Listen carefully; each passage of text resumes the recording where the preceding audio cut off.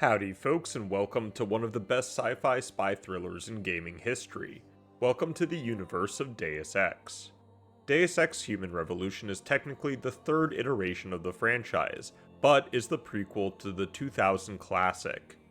Because of this, we won't be focusing today's lens on the original, how it compares or deviates from Human Revolution. What we will hone in on for the next 2 hours is how Human Revolution still vibrantly stands out 14 years after release. Through its impressive visuals, immersive audio, numerous engaging gameplay mechanics, and of course, the narrative, Human Revolution is quite the achievement.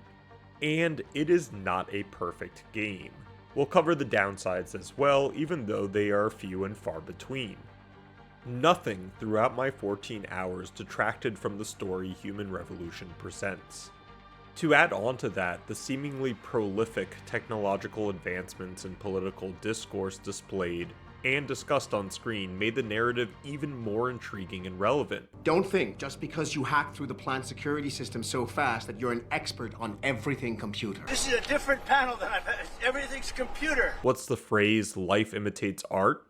There were these moments throughout the game where reading a pocket secretary or hacking someone's email led to a small gasp. If not a moment of sheer disbelief, the writers would hit notes so meaningful and poignant to today. This notion is something that I thought about a lot before writing the script, because games are a safe way of escaping reality, and there will be times during this video where the subjects or themes depicted might cross over. Art and media do not live in a vacuum, and anything worth its salt will create dialogue and controversy. Within the next few hours, depictions of governments, corporations, conspiracy theories, human evolution, revolution, freedom, dominance, the whole gambit will be on display. There usually is never one answer in life. It falls on us to share our views, opinions, and emotions in a respectful and civil manner.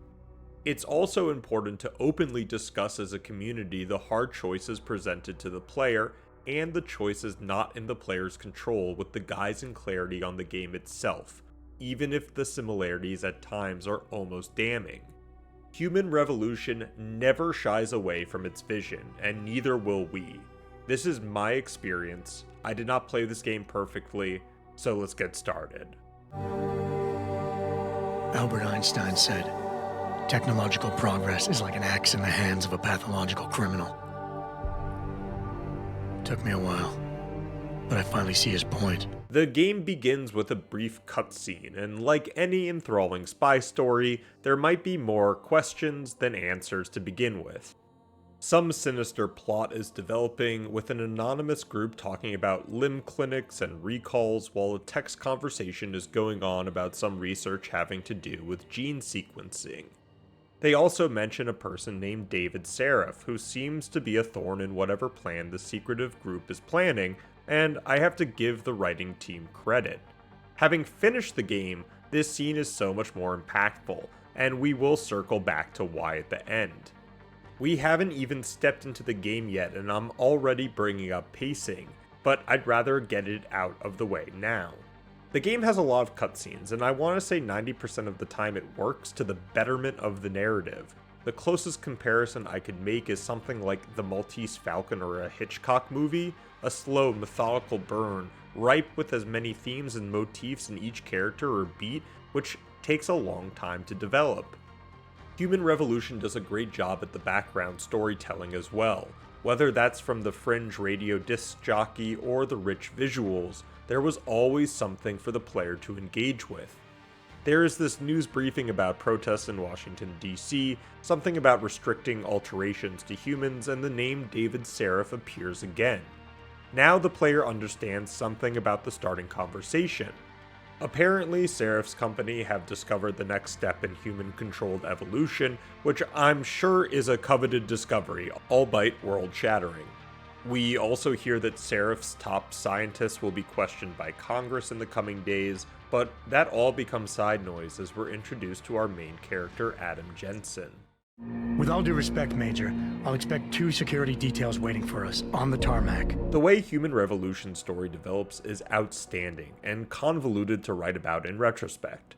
It constantly feels like you're learning with Adam. which has its pros and cons. Having things revealed each step along the breadcrumb journey is exhilarating, but there will be times when the story elements just don't click until much later because of this centric narrative.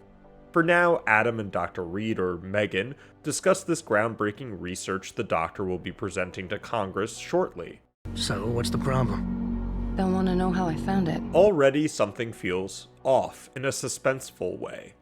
Usually when discoveries are made on this kind of level, like the Rosetta Stone or Kepler as Dr. Reed puts it, people are more excited. You know, it's going to be an intriguing story when in the first 3 minutes of the game, the player is already questioning Dr. Reed and the company's modus operandi.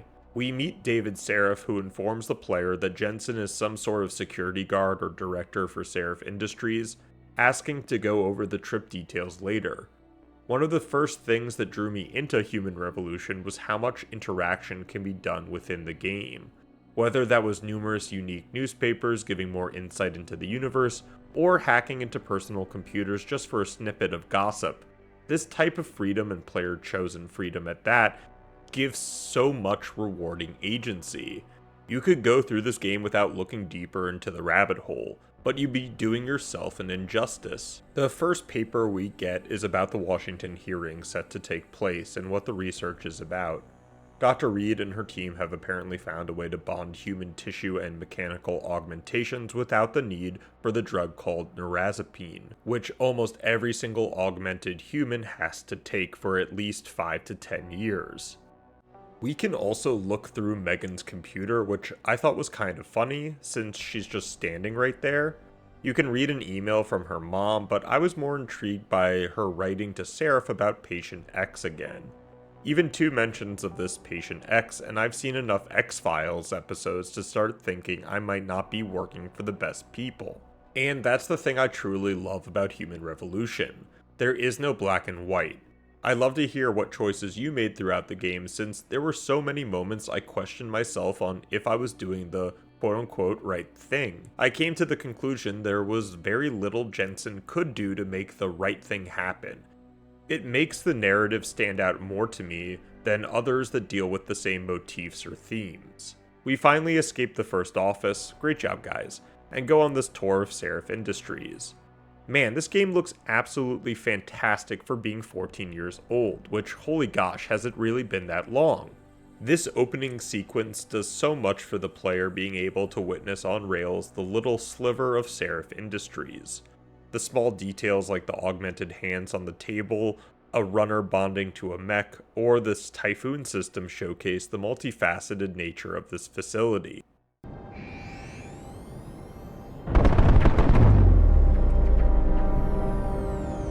Impressive. How soon till it's ready? It breathes so much character already into the game's ambiance and adds onto something else unintentionally. Human Revolution hits a lot different now in 2025 than at release, since I've literally seen a video of someone's augmented hand working away from their body on the person's command. Hell, nowadays we have an exoskeleton for helping people walk again. Human augmentations have already begun. I want you to think about this layer as we go through the story because it made it feel heavier for myself, and I'd appreciate someone else's opinion on it. Turns out Sarif Industries gets a lot of contracts from the Department of Defense or the DoD, and Megan's ethos is working for Uncle Sam has benefits for others, the greater good, yada yada. We start taking the elevator up, and I get the sense from the mom's email and this interaction that these two just got out of a relationship or are in a tentative one. Did you destroy that vase yet? I moved it. And I fenced in the yard.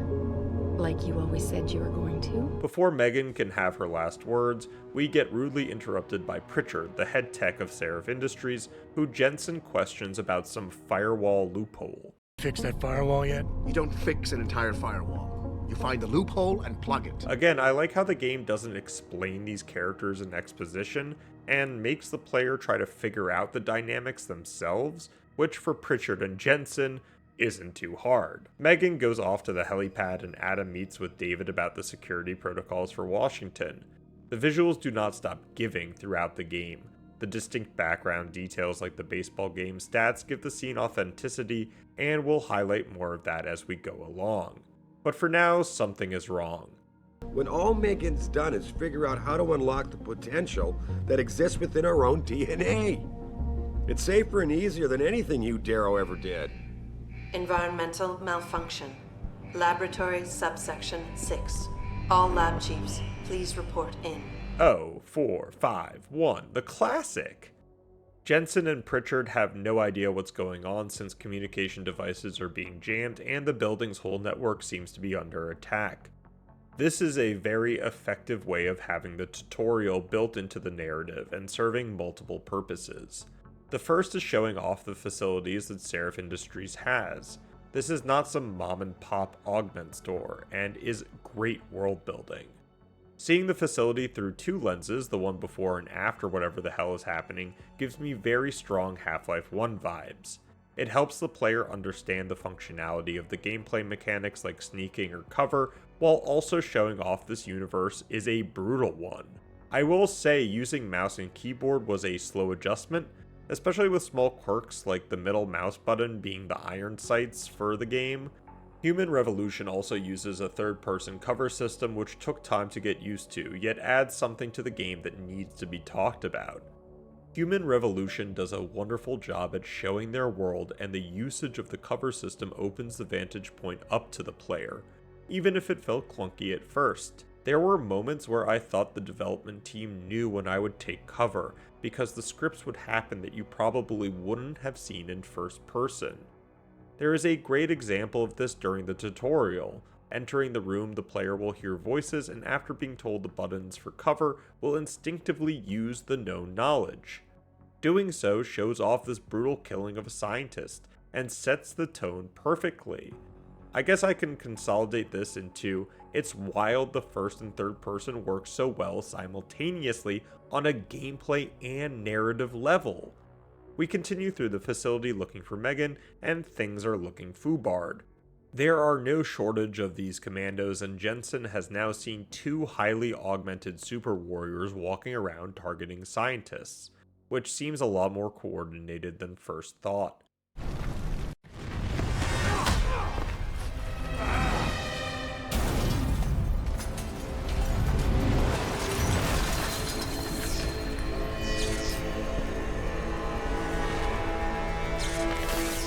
Damn, I didn't see Jensen's guts falling out the first time. That's gnarly.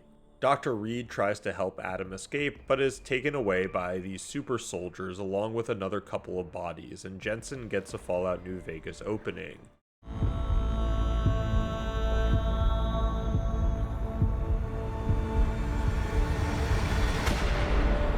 By now you can probably tell that I absolutely adore this game, and I hope I can balance out my geeking out with the actual pacing in my script. I mean, come on, this opening will forever be etched into your memory. Come on, Adam. Stay with us. Not only Jensen getting absolutely demolished by the augmented A-team, but this motif of rebuilding, nay, remaking humans that is so astonishingly thrilling. The game likes to reference Icarus a lot, but Human Revolution's story is the inverse of the Greek tragedy. Rather than flying too close to the sun and falling, Jensen has already descended into something new and unknown. Through player agency, we can see how close he can get back to the sun, or how deep into the abyss he can go. Sorry. A great detail here is seeing the transformation of his body from human tissue into this mix of robotics and flesh.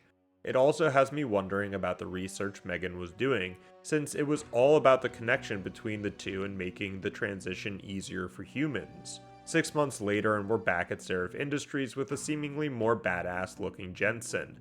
It's our first day back at the job and Sarif wants to talk, just after we meet up with Pritchard to fix some sort of glitch in our systems.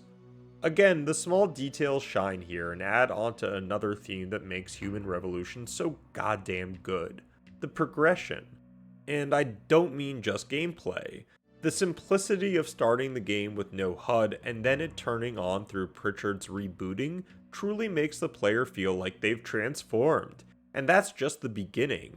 We'll get into the talent trees later on, but I have to mention now that your power level will rise in a way that you want it to. There are so many viable strategies and playstyles that choosing how you want to use Jensen's newfound powers is always rewarding.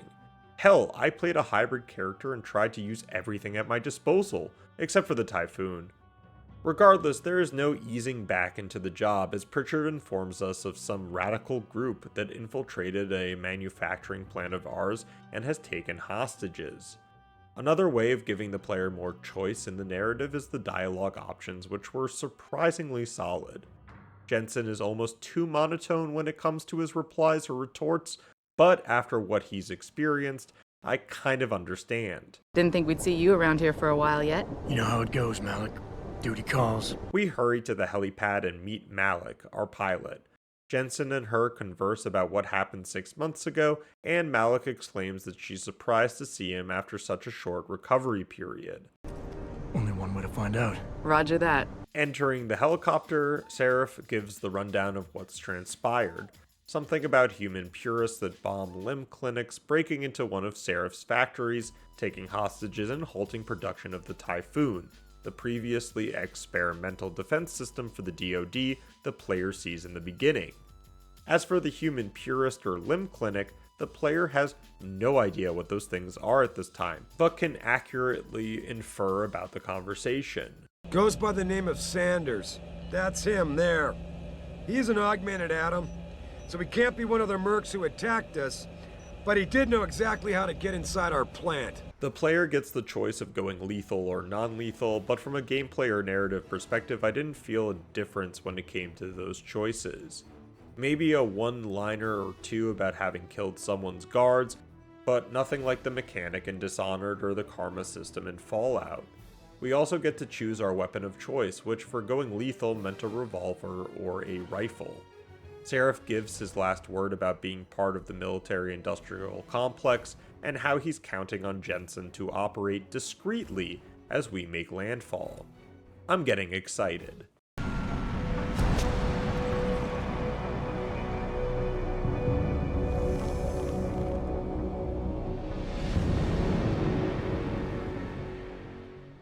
I know YouTube compresses video files, but holy absolute moly, this game has some amazing fidelity, especially these guards. Add the art design and direction to the engine, there are some compelling models that we'll mention throughout the story. Jensen talks with the SWAT leader about the hostage situation, but is recognized from some sort of incident in Mexican town. Maybe we'll get more clarity on that later. For now, we get to test out the dialogue mechanic, and I will say other games got flack for not showing what the dialogue option will say. This method works in Human Revolution because what Jensen or other characters have to say might fill up the entire screen. Another interesting aspect of this is the player can willingly choose not to listen to the SWAT leader, ultimately foregoing any intelligence they might have, like the number of hostages or combatants.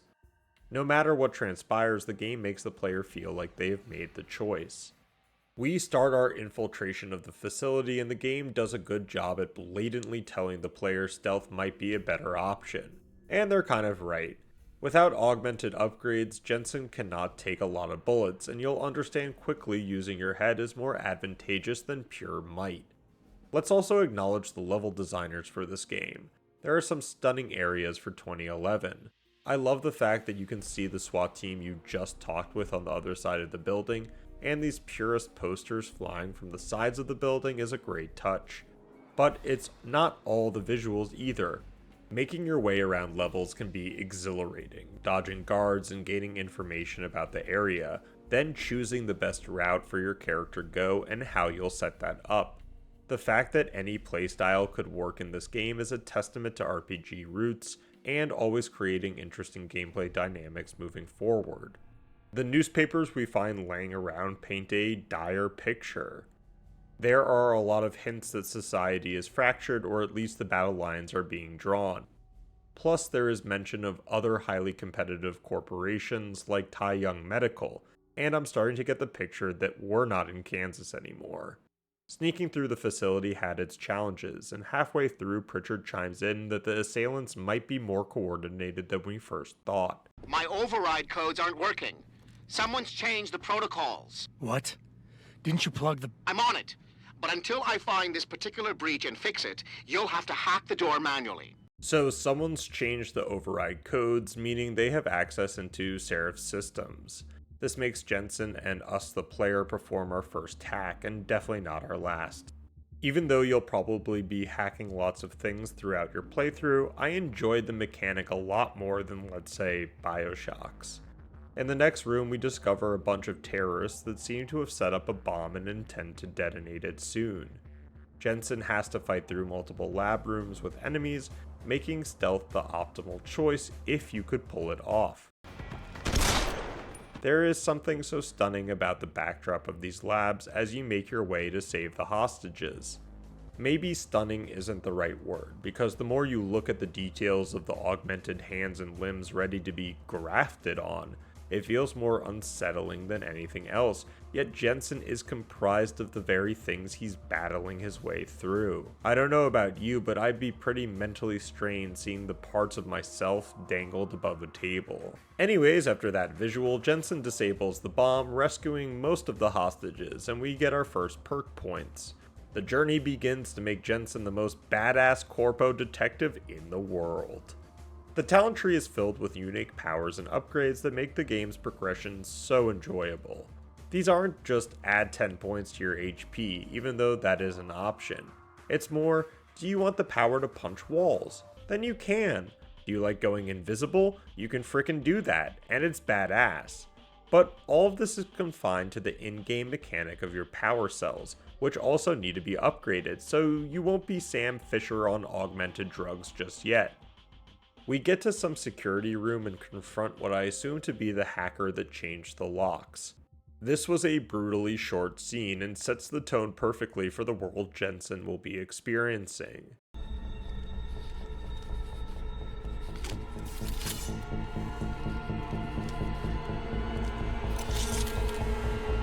Help me! Jensen talks to Sarif, mentioning the hacker and how this human purist shtick is looking like a diversion from something much more nefarious. Sarif tells Jensen to leave the augmented hacker body for their corpo cleanup team and engage the leader of the purist movement, quote, to take him out.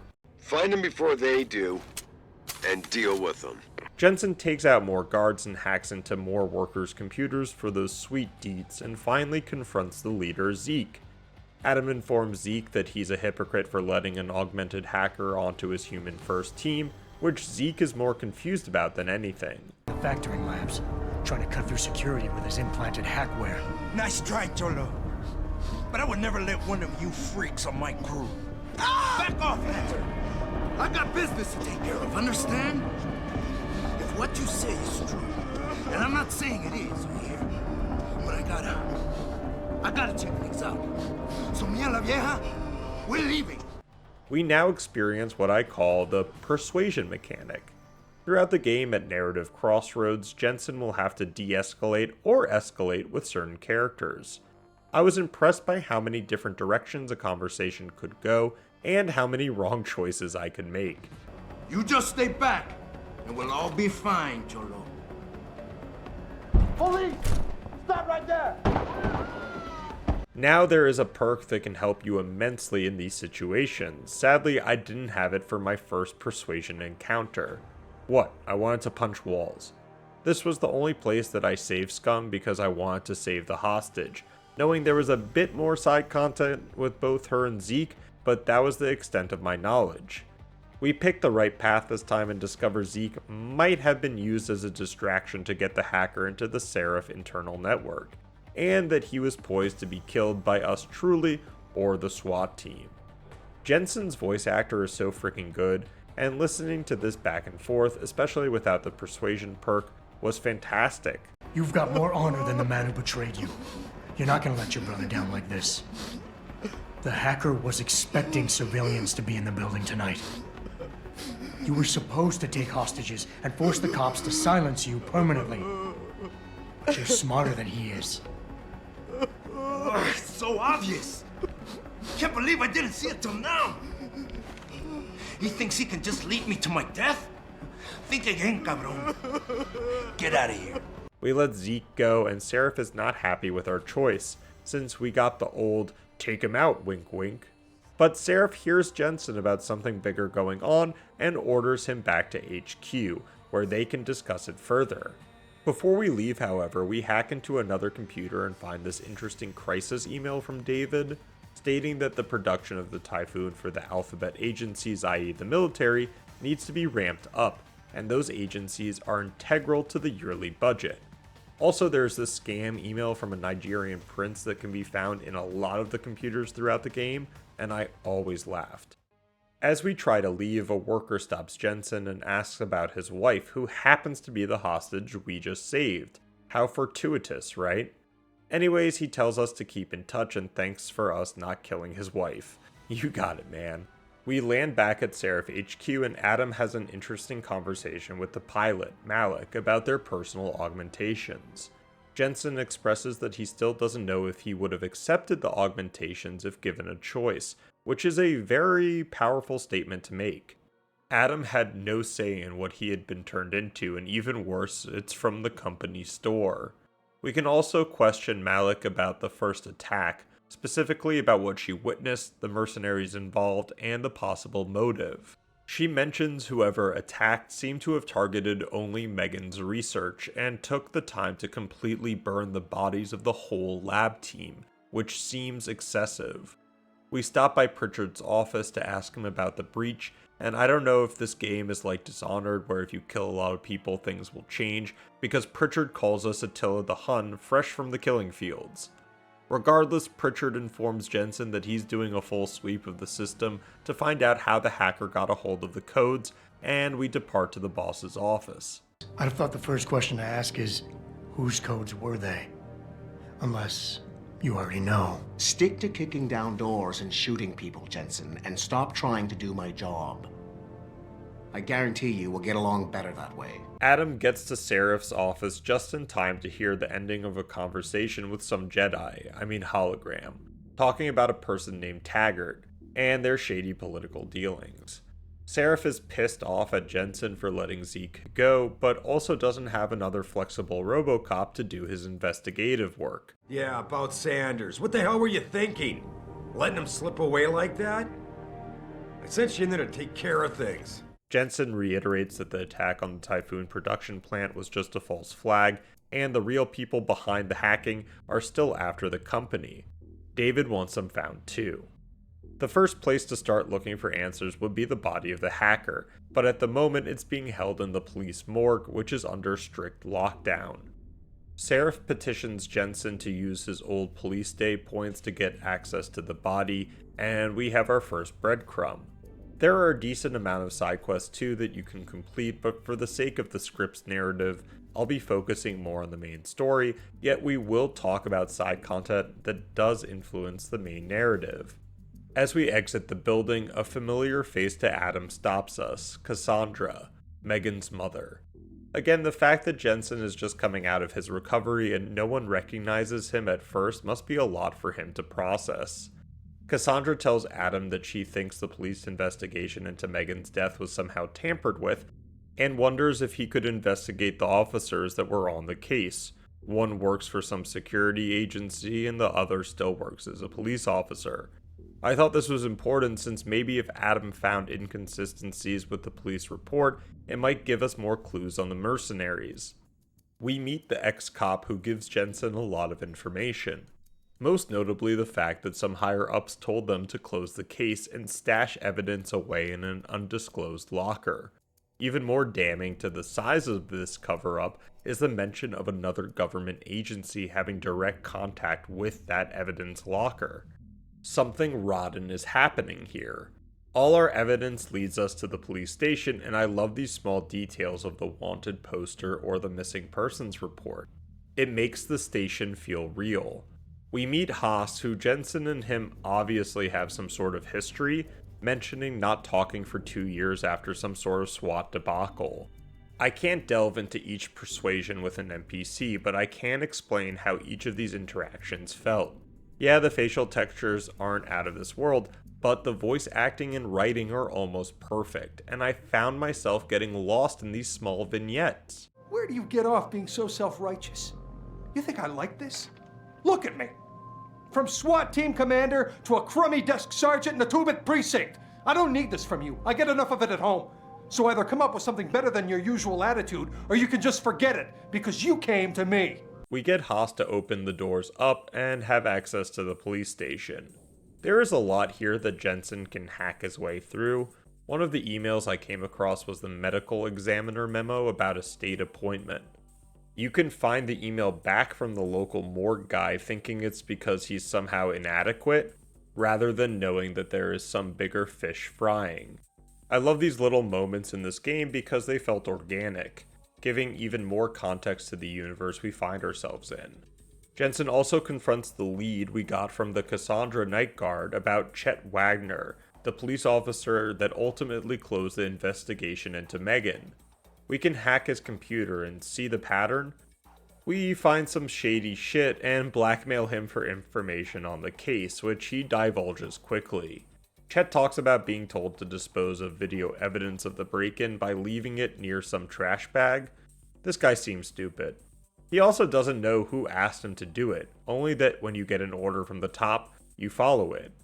With that settled, we mosey our way down to the morgue and fake our credentials to get the information that the hacker's neural hub, or I guess brain, was modified with some wet drive. I don't know what that is, and the morgue guy tells us he doesn't know either, since he got the direction to stop midway through the autopsy. Modified. With what? He does drop that he was told to stop because of, quote, matters of national security.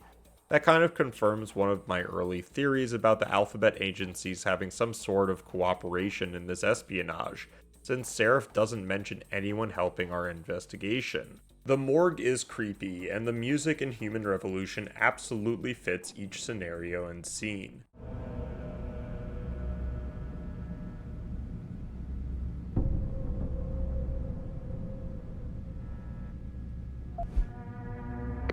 Sarif tells Jensen not to come back to headquarters and instead take the hacker's neural hub back to Adam's apartment.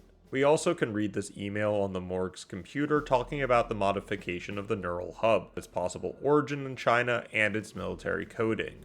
How far does this rabbit hole go? Jensen gets back to his apartment building and talks to Cassandra about what we learned about Megan's case. Number 1. The attackers brought something into the lab per the stolen video footage Chet threw away. We don't know what they were trying to bring in, but it must be important enough to wipe it clean. Number 2. The attackers did use excessive means to burn the lab team and equipment, making them almost unidentifiable. There are no traces of DNA evidence leading to any of the lab team, which Jensen says is a little too convenient. Number 3. There were only 3 witnesses left. Adam, a person who died in the hospital in the days after, and another who apparently was intimidated and simply forgot what had transpired. The second one, a lab tech, was ready to give a detailed description of what he saw. Funny thing is, by the time the investigators got to him, he couldn't remember a thing. And number 4. Probably the most important for our next breadcrumb is the fact that a government agent, a man named Manderley, was the one who ordered the state-sanctioned autopsy, bypassing the local ME, which is a huge red flag, since how would the agency know about the internal security break at Sarif Industries, let alone a singular body? These aren't the most tangible evidence pieces Jensen has to play with, but he's right about one thing. We get back to our apartment, and good God, I was just so blown away by this presentation. I was living my childhood dream of Blade Runner. No, just me? Jensen's apartment is a perfect look inside a character who is mostly closed off to others, from the intricate drawings on the wall to the state of the apartment itself. Without any dialogue, we truly get to see into the soul of Adam Jensen. Adam installs the hub and Pritchard decodes it, making a grim discovery. My God, Jensen. Your suicide hacker didn't kill himself. You obviously didn't see his brain splattered all over the floor. No, you don't understand. The wet drive modification in this chip, it allows someone to hack through you. It turns you quite literally into a human proxy. It looks like the augmentations the hacker utilized actually were there to control him. a human proxy to the real hacker miles and miles away in what Pritchard identifies as a factory in Highland Park. There isn't enough time for Jensen to react to that news though. Think about that. The augments and people getting taken over by who knows who? A true doomsday scenario and probably deemed a national security risk right now that I think about it.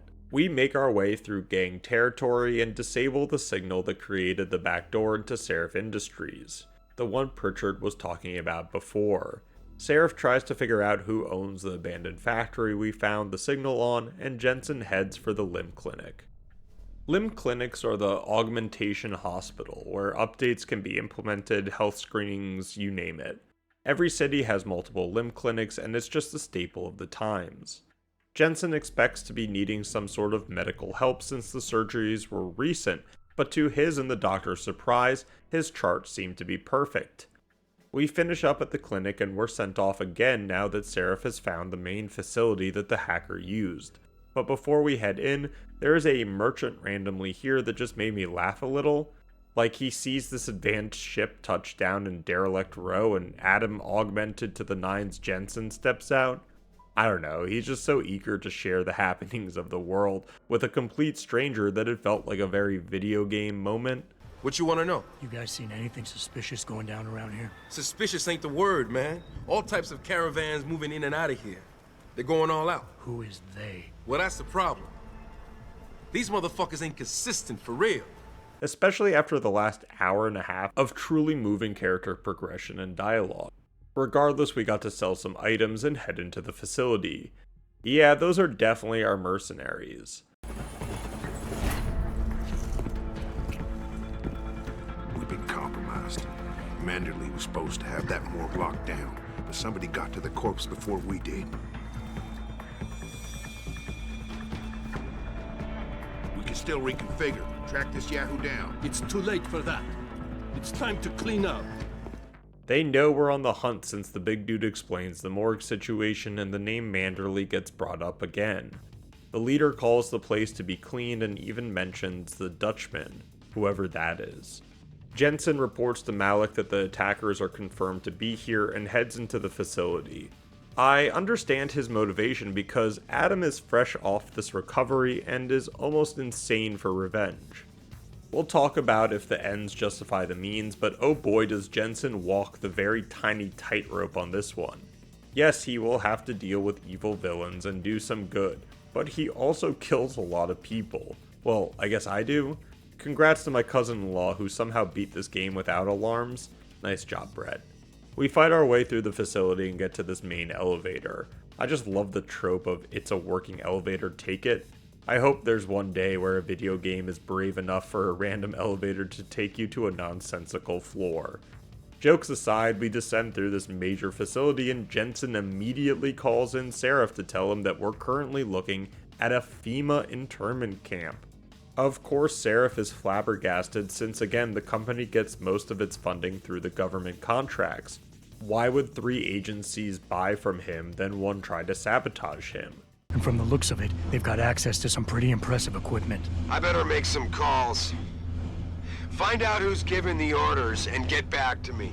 Not only is this narrative ominous, but the visualization of this underground facility unknown to the public's eye is scary Gestapo shit. Plus these guys lining up like a freaking military, something nefarious is being orchestrated. Another note on the visuals is how amazing some of the direction is using the third-person cover system, like I mentioned before. Don't get me wrong, it's not the most intuitive or natural feeling cover system I've played. However, what it does do is give the player a striking visual that made me feel like I was in Ghost in a Shell. Jensen's sort of cat-like acrobatics were over the top, but also a perfect fit somehow for every area.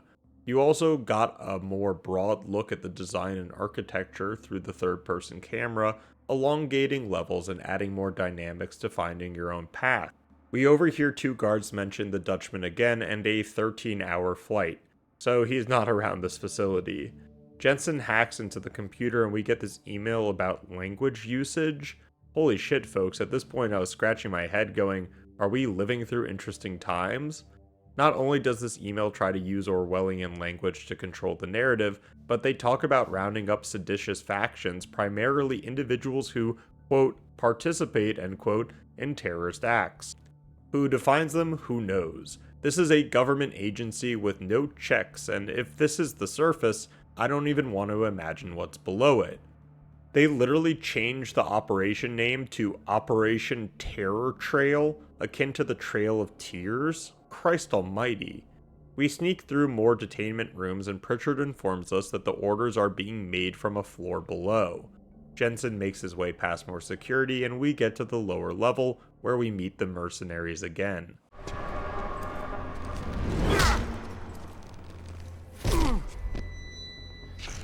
Well, looky here. We got us a Boy Scout. I love the detail of Barrett's hand swiveling inward and turning into the barrel of a machine gun. It's just frickin' awesome and shows off how juiced these guys are. Remember how I said this game isn't perfect though? Well, one of my least favorite parts were the boss fights. At least in the director's cut there are multiple ways of dealing with them, and correct me if I'm wrong on this, but in the original version, much more of a linear feel to the boss design that hampered players that went more for a stealth build. But again, let me know if I'm wrong on that. We use everything at our disposal to take down this juggernaut. Finally, we deal enough damage and Jensen tries to interrogate the Black Ops agent. This Boy Scout's got a few questions to ask. It's interesting that Barrett says FEMA is the least of Sarif's problems and divulges where Adam should go next. Shanghai, Hengsha Court Gardens, Penthouse, Baggins. No, I'm joking. He pulls a kamikaze card from Chekhov's grenade chest, sending him to the Shadow Realm and Jensen into panic mode. They see you? No, I was flying dark in case it got hot. You alright? I'm fine. Patch me to Sarif. It's kind of wild that Barrett would actually give the right location, even thinking he could kill Jensen with the grenade. Like, why not give him some random address in Ireland or something? We escape the facility and head back to Sarif headquarters. Pritchard intercepts Jensen to tell him that the signal that we stopped back at the old factory was active for more than a year. This means that someone outside the company's network had access to everyone's data, and to make matters more complicated, it came through an access route created by none other than David Sarif. Dun dun! The plot thickens. Pritchard tasks us with finding out what Sarif is hiding, and concludes with all of this starting when Jensen was hired by the company. Jensen tries to confront Sarif but is first stopped by Mr. Taggart, the man mentioned earlier who Sarif seemed to despise based on his, quote, political shrewdness, end quote, whatever that entails. Taggart explains his position: human enhancements mean trouble, but the only way of superseding consequences is through comprehensive laws. Yeah, good luck with that one. I am devastated by recent events. Really? I do not support what you and your company are doing to mankind. I believe it's extremely dangerous. But abolishing human enhancement technologies will only be achieved through legal means. I'll keep that in mind. Next, Adam talks with Sarif and we've unlocked the persuasion perk that makes this minigame so much fun. It doesn't highlight what you need to press for the best option. It gives the player the information, and I liked having to decipher it for myself. I decided to press David on the access point through the firewall and even accused him of streaming data himself through it to an outside network. Sarif tries to dodge this question and comes back with business is war, no one knows the battle lines, yada yada, which might be true, but also doesn't explain why he was leaking information secretly. I mean, he's the CEO, right? We sweet talk our way through David's posturing and discover that the access hole was for conversations between Sarif and a private investigator, who apparently was conducting a background investigation on none other than us truly. Sarif mentions Adam had been fired from SWAT and Megan had recommended him for the security detail. Sarif even says he would send the information to Adam's computer, and I feel like this was an interesting bonding moment for the two, even if I could never find that information. Both put pressure on each other, yet weren't forceful. It felt rewarding to accomplish this on the first try, and made me want to pursue more dialogue-driven scenarios. Once you see that data, you can't unring the bell. When you're ready, come back and talk to me. We need to discuss our next move. I thought it was pretty cool it influenced my gameplay decisions. Sarif hands over our passport and tells Jensen he's going straight to China. Adam interjects about FEMA with, I guess, more of a focus on the domestic side of things, and Sarif literally goes, "I think you'll have better luck in China." Talk about trust, I instantly went, what the hell do you mean? I don't think they just plaster on the government moniker for the hell of it. Even weirder is that Sarif says the address is more important than the fact the mercenary group was using some secretive FEMA internment camp. Sarif also mentions that what Megan was doing research on would be world-defining. Yeah, it seems like rapid regeneration and lack of dependence on a drug needed to satiate pain and psychosis from augments would be coveted to say the least. I'm hoping you'll be able to find that answer for us in China. So get going. Farida's prepping the chopper.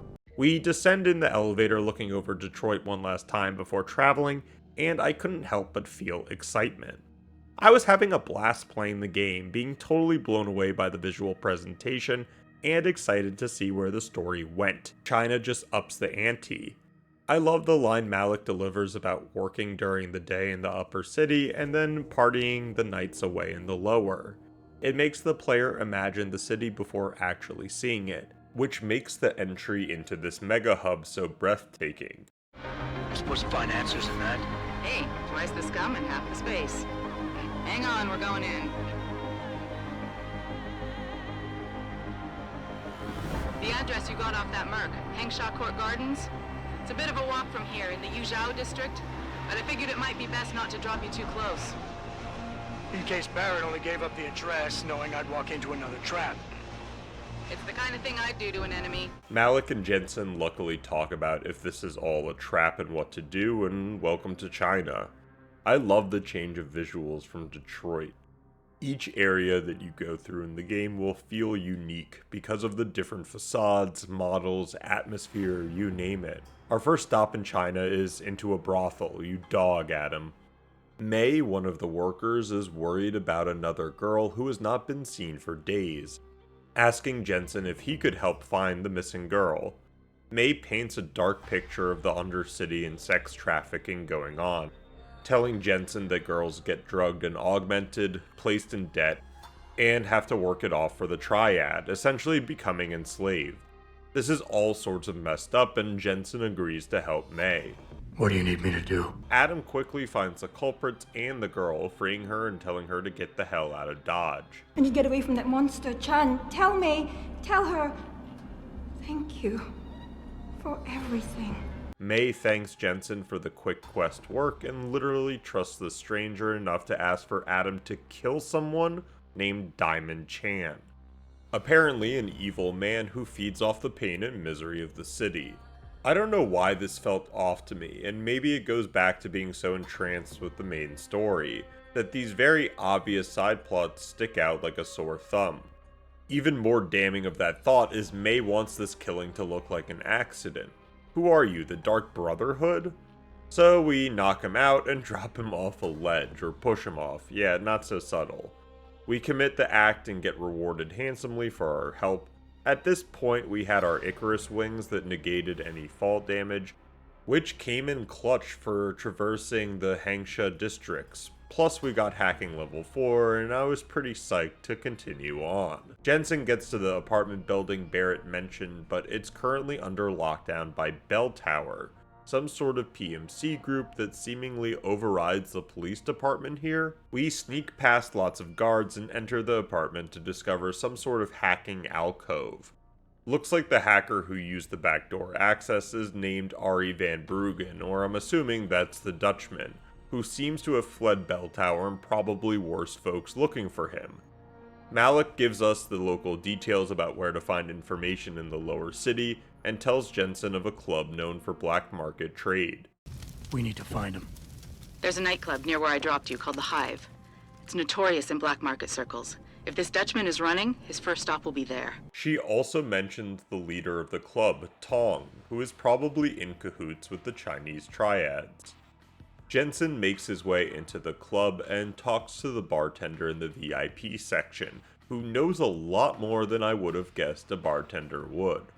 He tells Jensen after a lengthy back and forth that Tong will meet him in his office, and lo and behold, he is Tong. You're Tong? Hey, you only work that out now. Guess you're not as sharp as you think.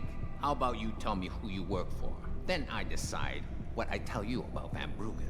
Jensen and Tong have another lengthy conversation about Van Bruggen and the state of the enhancement market. Tong seemingly telling us that something fishy is going on with augmentations, like someone is trying to create a monopoly on the parts. Tong gives us Van Bruggen's location, and we set off for the Alice Garden pods. As we arrive, we run into Malik, who tells Jensen of her friend who was killed or murdered and somehow was covered up by the police. Malik, saddened she's unable to resolve her friend's death, asks Jensen to help her out, and gives us the code phrase for one of the limb clinic workers who she's been in contact with and might have some information. But while we're in Alice Gardens, we might as well deal with Van Bruggen first. Van Bruggen admits to being the hacker behind the human proxy and tells Adam that he regrets taking the job in the first place, so much so that he gives Jensen the name of the person who hired him, Zhao Yunru, the CEO of TYM Medical. Well, that complicates things a lot, or I guess makes things clearer, but less easily resolvable. For one, TYM Medical is a huge company, I believe much bigger than Sarif Industries. Two, if they're playing dirty with competitors, especially bigger fish like David, what is their end goal? Van Bruggen also mentions to Jensen that he stashed away a video copy of either his contract with Zhao or the actual attack as a insurance policy. Either way, it's not going to be easy to get, since he stashed it in the TYM Medical building. What a jabroni. To gain access to the building, we snatch an employee badge from an unsuspecting patron of the night and inform Malik of what's going on. Van Bruggen hacks the chip for Jensen and explains that it will only get him so far into the building, and access to the higher levels he'll need to figure something out. As Bruggen is about to ask for payment, TYM Medical start their assault on the hotel and begin to execute civilians. I mean, it's shocking, but I was also confused since how is that not frowned upon? Regardless, you can choose to give Van Bruggen a gun or not, which I thought was an interesting choice. For Jensen, the fight through tons of armored PMCs was awesome. I love the verticality of the first section, sneaking at first to take the enemies on our level, then raining down havoc on the enemies below.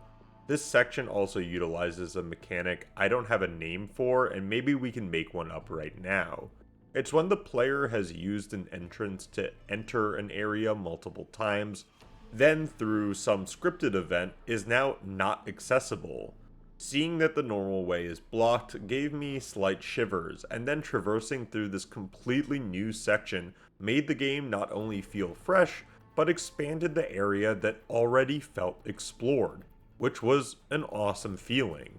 After dealing with TYM Medical goons and escaping, we've ended up below the central building and have Pritchard look at the blueprints. Great. I need access to a security terminal in the upper city tower. You do realize there's an entire skyline between you and it, don't you? I know. The Pangu. Any idea how I get to it? I suggest you start by going up.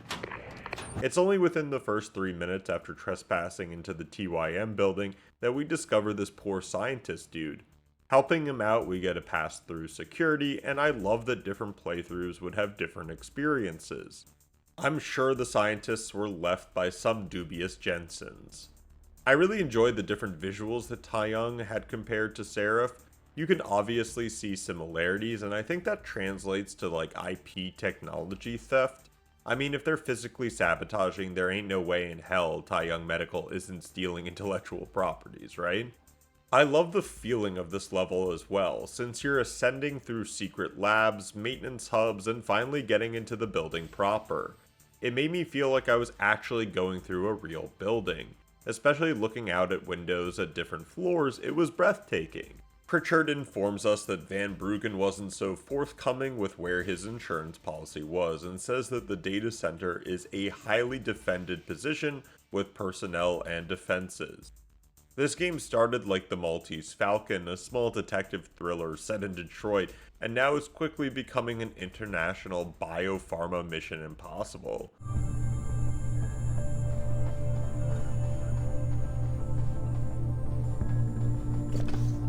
I fucking love it. Jensen makes it to the data center, and we get damning evidence that puts TYM Medical and the mercenaries that apparently captured, not killed Megan's team, together. Reed and her team have subdermal GPL implants. They'll be tracked. Kidnapping them was a mistake. But we don't have much time to celebrate that fact, since Sarif tasks Jensen to infiltrate Zhao's penthouse apartment and I guess confront her or get information. I was confused about what David wanted more of, since this seemed like a bit of a slam dunk. Another slam dunk is how weirdly prophetic this game was, or is. There is this wild note on the H5N1 outbreak from 2018, stating that, quote, "We as human beings are still just as much prey to the diseases that we were during the era of the Black Plague or the 1918 influenza occurrence." End quote. Yeah, this was made in 2011. Bro, they called COVID in a Simpsons-esque way. Jensen makes his way through a lot of security, sometimes quietly and a lot of the times loudly.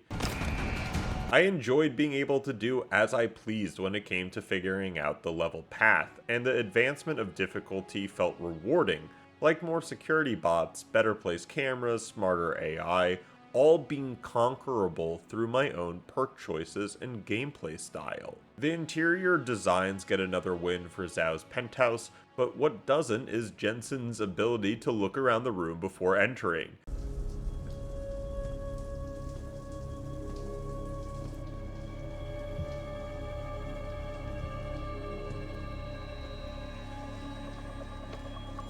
Nice place you got here.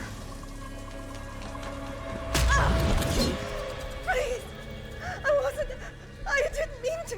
Where's Megan Reed? Since this is like the third time he's surprised by someone or something after immediately entering a room. Plus he goes straight for the shower, like what? Zhao puts on a shtick telling Jensen that she's just a pawn and people behind her are bigger than her or Sarif or TYM. She also drops this bomb that Sarif had placed implants into all his lab workers that they were able to trace, including Megan.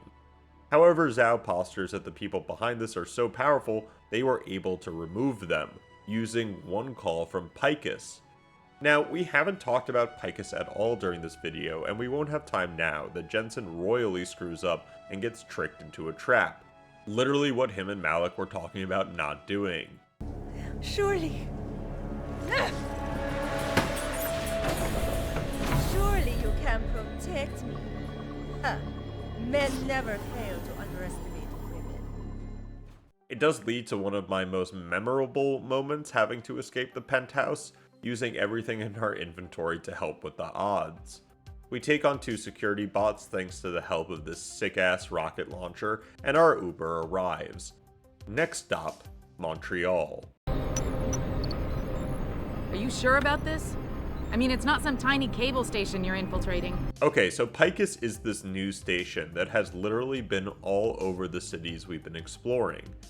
They're a 24-hour news network headed by main anchor Eliza Cassandra, another name Zhao mentioned. At this point, we were fully upgraded with hacking perks, and I was ready to uncover every secret in this gosh darn game. But was I ready for them? Are you ready for them? The news agency is deserted, and Pritchard exclaims to Jensen before we walk into Eliza's office that someone has triggered the fire alarm, but also silenced it.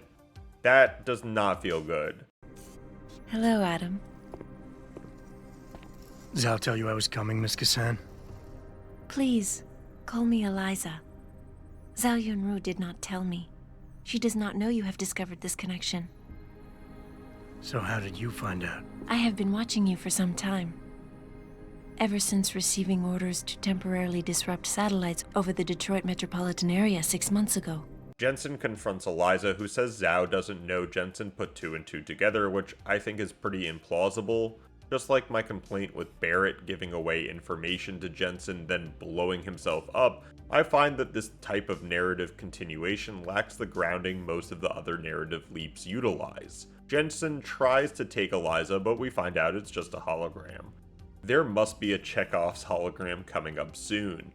I am sorry, Adam. I truly am. Jensen's determined to find the real Eliza and tasks Pritchard in tracing the signal of the hologram back to its original location. We dodge past guards as Pritchard figures this out and comes back to us saying that the data he received from the hologram of Eliza was the most advanced cloud hologram system he's ever seen, and was traced to a room that is not showing up in the blueprints. Just like going through the labs, going through the news station felt engaging and fun.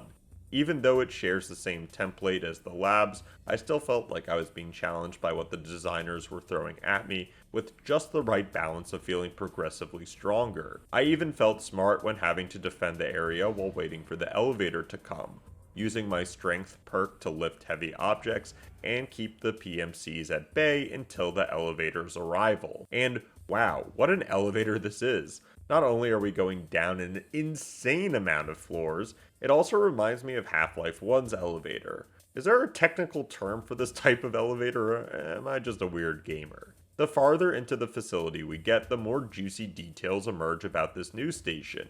Just like the last 3 places we've been to, everything is more nefarious than it seems. Looks like Picus uses their influence to change public opinion about very controversial topics. Uh-oh, Nostradamus wants a word with you, Square Enix. One email talks about a space laser with a multitude of military uses, which this person thinks might be a negative look, and asks if Picus can spin the story for a more civilian capacity. There's another discussing making a deep fake of Bill Taggart, the man we met at Sarif Industries, where Picus discusses what humiliation to put him through.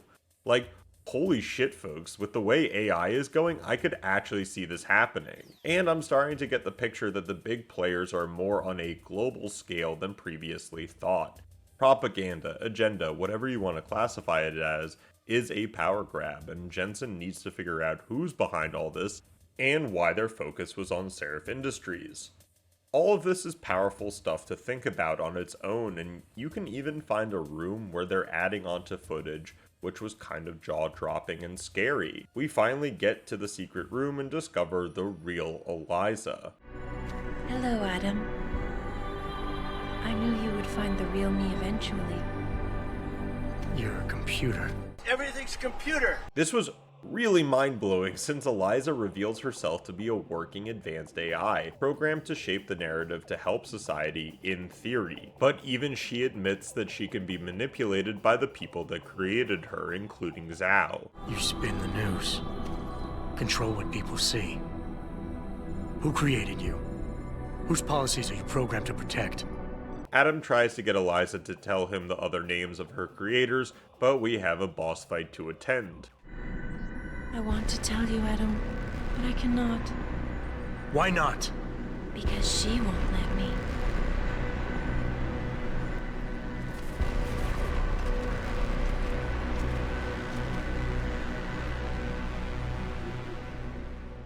Luckily, I had been saving up lots of machine gun ammo, and with 1 rocket left, blasted the Invisible Woman to the Stone Age.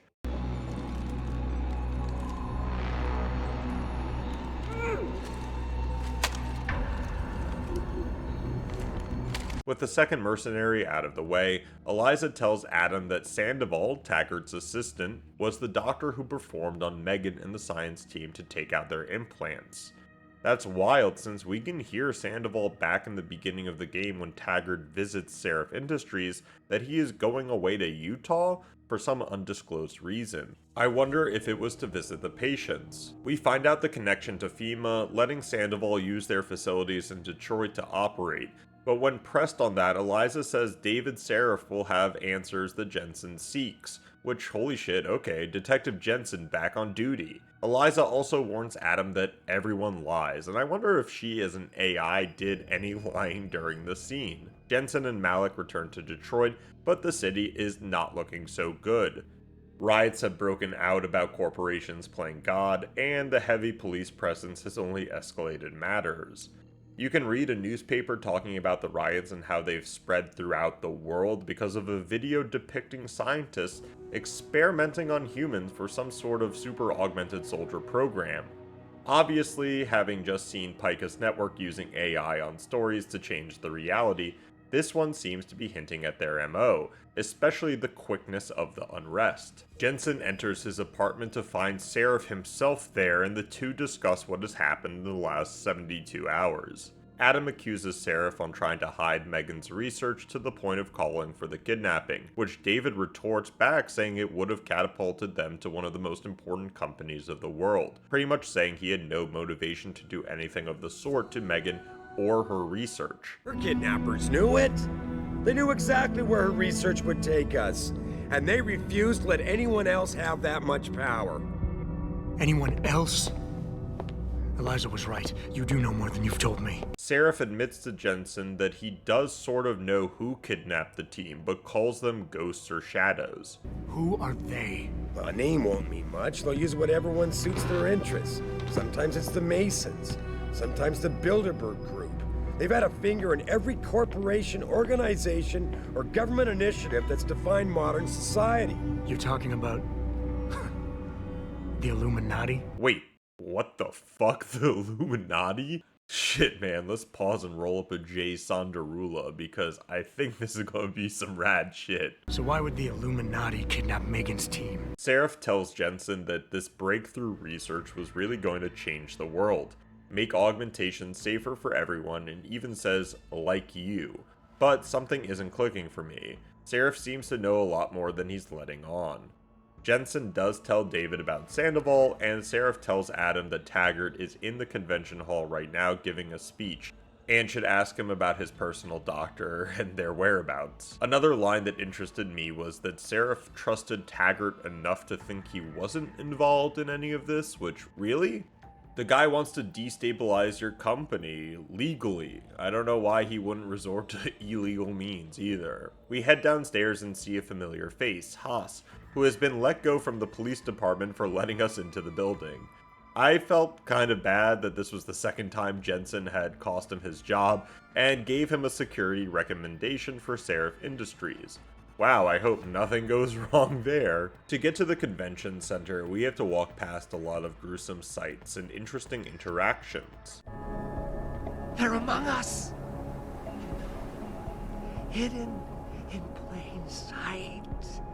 And their masters mold the way we think.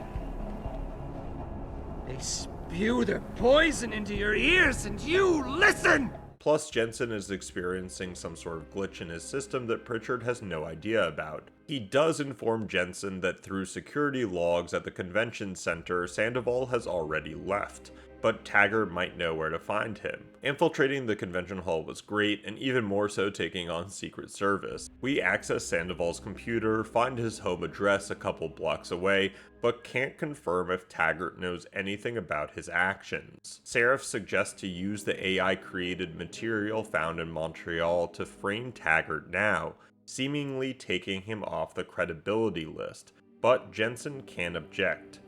So at Sandoval's apartment, we have a strange encounter with Zeke, the human purist leader from the first level, who is hiding out in Sandoval's house. If you enter, Zeke is immediately hostile and uses an EMP grenade on you. I was kind of sad there was no dialogue options to change the outcome. Anyways, Jensen finds out that Sandoval has some sort of bunker underneath his home, and after stealthing the majority way through, finds the doctor.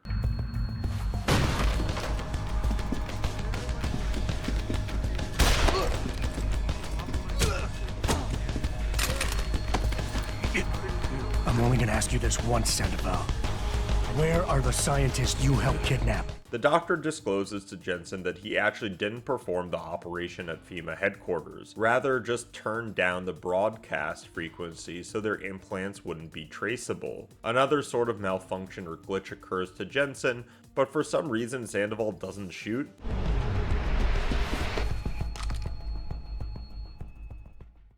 Have not and never Come out! I see you!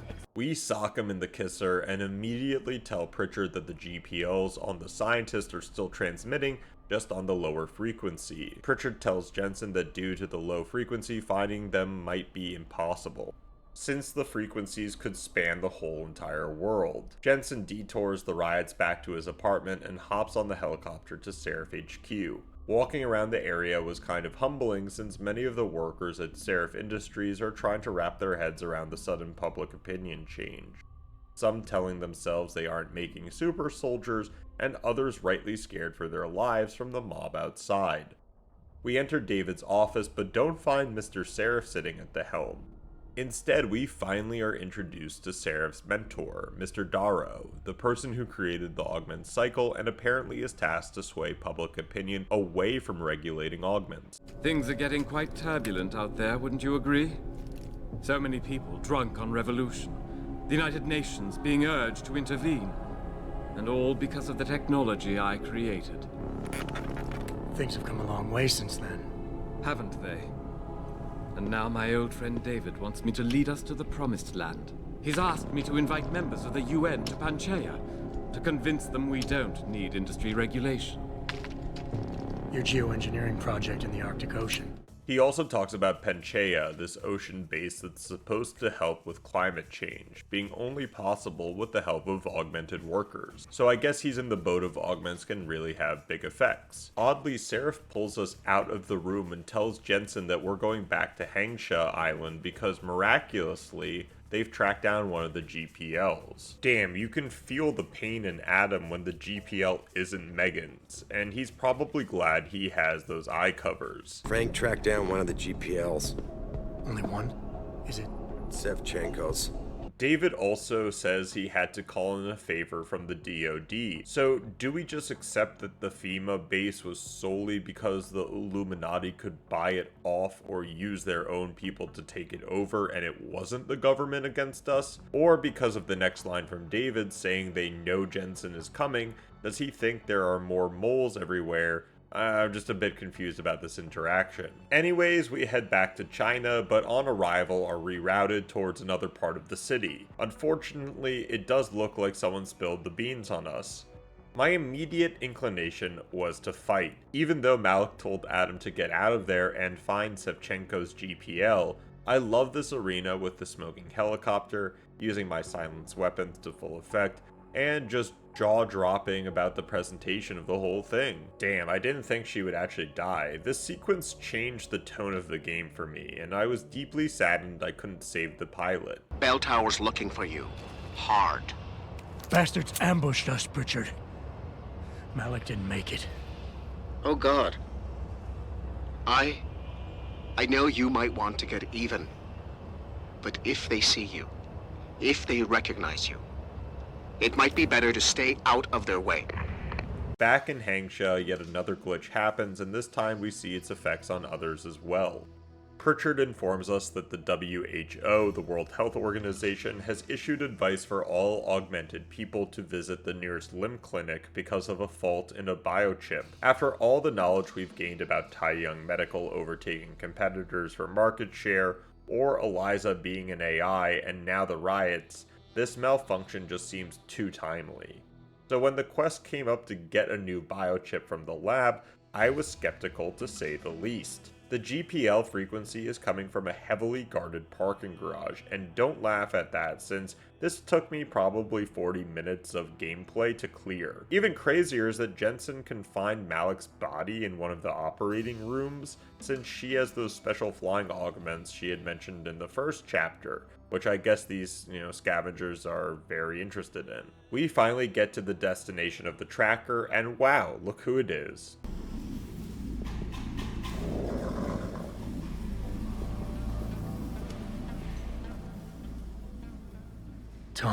Tong. Jensen puts it together that Shevchenko's arm is now on Tong, and Tong tells Adam that Belltower, not TYM Medical, are the ones dealing and shipping augmented limbs, and knows where they are taking them, but his hands are tied because Belltower has his captured son. Belltower, a private police force, is in the market for augmented limbs and are probably the underpinnings of the Illuminati, or some evil force willing to conduct such activities. Tong tasks Jensen to free his son, and we break into the Belltower associates, finding Tong's son, but to Jensen's surprise, he was the one that turned himself in because of an ideological difference with his father? Let's just say, my father and I do not share the same love of augmentations. This seems really extreme to orchestrate a kidnapping just to get away from a triad father, especially putting it into perspective like Adam does. You're playing with fire, kid. By pitting the triads against Belltower, you've put the entire population of Lower Hampshire at risk. That may be true. Also, this guy has golden poops. I had to mention it. With the son safely back with the triad, Tong explains to Jensen that Belltower has a secret ship that docks and leaves once a week in the middle of the night. Tonight is one of those nights, and Tong suggests that wherever the ship goes, the scientists are probably there. We make it through the Belltower port, try to create a distraction to get on the boat, but are seemingly double-crossed by Tong or his son.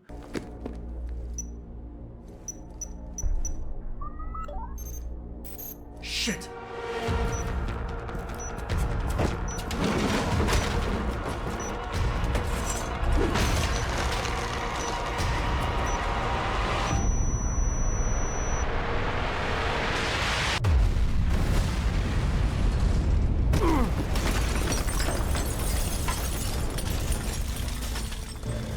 So that distraction wasn't just for me, was it, Tom? Jensen tells Pritchard he's following a lead, but is vague. And I guess Jensen goes into some sort of sleep capsule or something, which I questioned. Well, why wouldn't he just stay next to it? Like, you have the ability to go invisible, guards checking every now and then wouldn't be a problem. What is a problem is what transpires next. Adam is captured by what I'm assuming is Belltower and taken in some sort of augmented interrogation room, where the chair he's confined to generates an EMP field, eliminating all augmented powers. Who are you? And what are you doing on my ship? You're the cruise director? Because I've got a complaint. You think you're funny, do you? Well, let's see how funny you feel after Lieutenant Keitner gets through with you. Lieutenant? An interesting conversation transpires between this woman and Jensen. She notes that a lot of money was used to create Jensen's body, which again made me think about why Sarif would go out of his way to save some security director. But we don't have time to think about that right now, since the person tells Jensen that he's on a black site off the grid called Rifleman Bank Station. It's not really catchy. You think you're clever, don't you? But this ship is heading to a Belltower naval base. A military facility for the confinement and interrogation of unprivileged belligerents. And when we get there, we're going to take you apart. You'll have to get me there first. Not 30 seconds after the lady tells us we're going to rot in here, a guardian angel turns off the chair and security cameras. Our jailbreak starts, but in the worst way possible. I know Jensen was just caught by some special ops black site team, and I get ripping out his augment powers or the chair draining them, but from a gameplay perspective, losing out on all my progression and the progression you've gained throughout this playtime made me feel angry. Not only that, but when you do regain some of your powers, it's like half the points, making the build you spent time on and worked on irrelevant. For example, I wanted to be a hacker man, but I didn't have enough points to put into level 5 hacking and the other utility powers that I was so accustomed to. This sucked not only on a gameplay level, but not having access to computers with lore or turret systems just because the game randomly reset you was terrible. I absolutely adored the pacing before this moment, and it was always progressing in the right direction. This reset stagnated this portion of the game, where an inventory wipe or a full respec afterwards would have been the same effect. Even worse is that you've accumulated so much over the playthrough that without the 3 points in inventory space, you'll have to drop a ton of stuff. Yet inventory space is not as important as the other skills in this survival situation, so you wouldn't necessarily pick them. It was annoying not being able to keep what I had collected. Alright, rant over. Jensen finds some emails about the facility and himself. A lot of higher ups want to know how the hell he found the black site. This area isn't all bad, and I truly enjoyed being able to go outside and see we were in nowhere land. Also, we're still on a frickin' boat.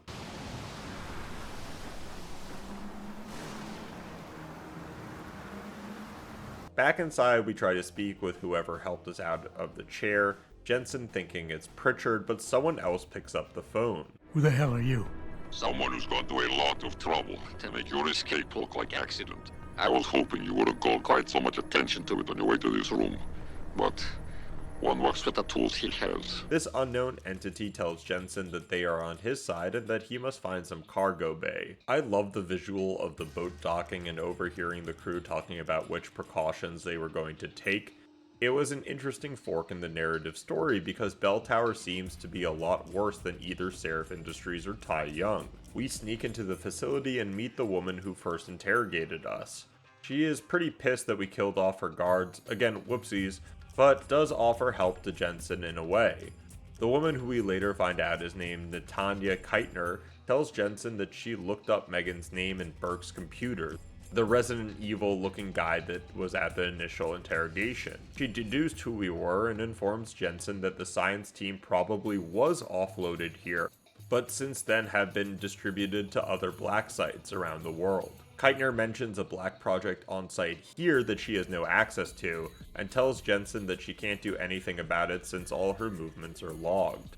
She also mentions that she's been working with an Interpol agent, Europe's intelligence agency, as a double agent, trying to figure out what Belltower is really doing at this facility. Technically, I'm in charge of operations here, so I keep tabs on people coming in and out. Burke keeps meeting with doctors and researchers, telling me it's part of his interrogation technique. You got any names? None that I trust, unless the Doe family suddenly expanded into Australia and Asia. But you've seen something. Only the edges. This station is part base, part military stockade, and every week a new shipment of belligerents arrives.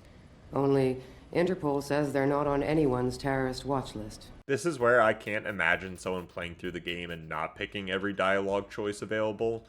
For one, the voice acting again is superb, and I was instantly hooked into Keitner's character. The other is, it answers so many questions the player probably has. Keitner explains that she is the head of operations at the base, which makes it even more conspiratorial that she's not informed about secret projects. Because of this work, she seems to be hyper-vigilant about noticing things, and tells Jensen that the same Blackhawks that brought the scientists at first also left with 5 stasis pods days later, adding credence to her theory that they were shipped off. Jensen can also ask her about the project, and it doesn't look good. Like we've had FEMA, government-run detention centers, and internment camps now witness what the private sector can do. Remember, both are horrible. To make matters even more sinister, she mentions that after seeing them go into the facility, they disappear. So Jensen is tasked with finding out what's happening at the Black Project and trying to figure out where Megan has gone. Keitner also mentions a civilian named Quinn who runs some sort of procurement ring on the boat that she recommends Jensen talk to, and also has this really compelling line about her own motivations.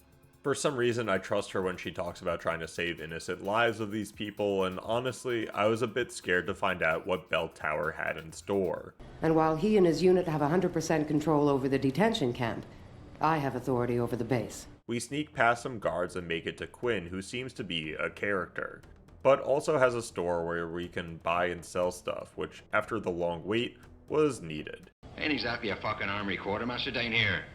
I'm just a civvy contractor trying to make ends meet. This ain't a bleeding charity. Considering the circumstances. Circumstances? What, that you're a fugitive and I'm risking my neck just talking to you? What are you trying to pull here? Jensen continues on, and luckily we've had enough points to get back to level 5 hacking, since there were some damning emails to read. Someone should make a comic of Jensen reading other people's emails while the world burns outside the window. One of the emails is about some biological interface increasing brain activity, but also mentions the system frying out. That sounds like a bad time. The other email for the moment that really caught my attention was about the soldiers on site. I was wondering how everyone could just be complicit in the kidnapping and torturing of innocent people, and for the most part they are. But this email from the chaplain of the site asking how to talk to soldiers who want to acknowledge what they're doing is wrong is somber and a heavy read. Also, I only noticed it by text, but there is some sort of war going on in Australia. I believe between Chinese proxies and the Australian government. Belltower is highly involved, sending PMCs, and you can find a lot of mentions about their operations. I love that, even though it has nothing to do with our story. This is a world that is moving regardless of what Jensen does. After reading more people's emails, we make it to the detention center. The imagery evoked a lot out of me, and if the idea of watching innocent people die, even in a video game, worries you, this part is probably not for you. We will determine if you are the right or wrong person. If you cooperate, things will go smoothly. If not, you'll be made to cooperate. Here? Oh my God! Please, this is wrong. You can't just hold me here. The first conversation you hear is between the detention guard and one of the people they've picked up for terrorism. Imagine if you were on the street and then just got black bagged like V for Vendetta. Even worse, and yeah, it gets worse, is Jensen finds holotapes from the doctors in the medical area behind the detention center, talking about biological indicators or parameters for their subjects and something called the Hydra Project, which the doctor is very quick to defend it not having doomsday capabilities. Oh geez. So Mr. Page is okay with us using unwilling human test subjects, is he? What's his opinion on Belltower using the OCM to further their military aspirations? Ask him about this Hydra project. Tiffany, calm down. I know all about the Hydra Project. It's nothing nefarious. These two doctors also know they are experimenting on unwilling human test subjects, and now I start seeing how freaking crazy this world is. We can also meet one of the test subjects and have this brutal conversation about what's happened to her. I don't know why they're holding me in here. They just grabbed me off the street. I heard Cape Town was dangerous, but I thought with all the security around... Cape Town? South Africa? Isn't that where we are? I blacked out. They drugged me, I think. I was on vacation in Cape Town at the end of the summer. I was going to be starting senior year in the fall, and I wanted to have an adventure. My parents must be so worried. She also mentions that they take women to a separate facility, and that gives us our next lead. Not only is the subject matter brutal, but the player must choose between a rock and a hard place. These choices affected me emotionally, like telling this young adult we can't let her out of her cell yet because it might alert the whole station to our presence. I know this is gonna seem cruel. You're going to leave me here? You can't! You have no idea what it's like. Please! A little down the hallway, we can also find this holotape about a botched surgery these two doctors we heard previously attempt. Not only does it sound like this is experimental technology, they've been losing patients for a while. Blood pressure and heart rate are rising. O2 saturation is really low. Savage, get this under control. Tiff, increase sedation and disconnect the OCM interface. Get a dose of propofol ready, see if she stabilizes. It's not working, Gary, damn it! There's a rupture in the circle of Willis. Anterior cerebral artery. Shit! I've got to get in there! It's already too late, Tiffany.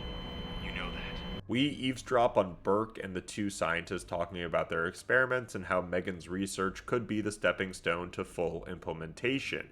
It sounds like people that get this augment or surgery can't adapt to it, having their brains fry out or something like that. Folks, I'm 12,300 words into this, and there are just so many ways of saying things eloquently. Jensen sees Burke going into an even more secretive facility using a retinal scan. Oh boy, we're going to have to steal his eye, aren't we? Luckily, we're playing Deus Ex, because like a gift from the Machina machine, Burke had his new eyeballs Amazoned over just today. He uses special retinal prostheses custom-made for him by the TYM Medical Corporation. You want me to remove Burke's eyes?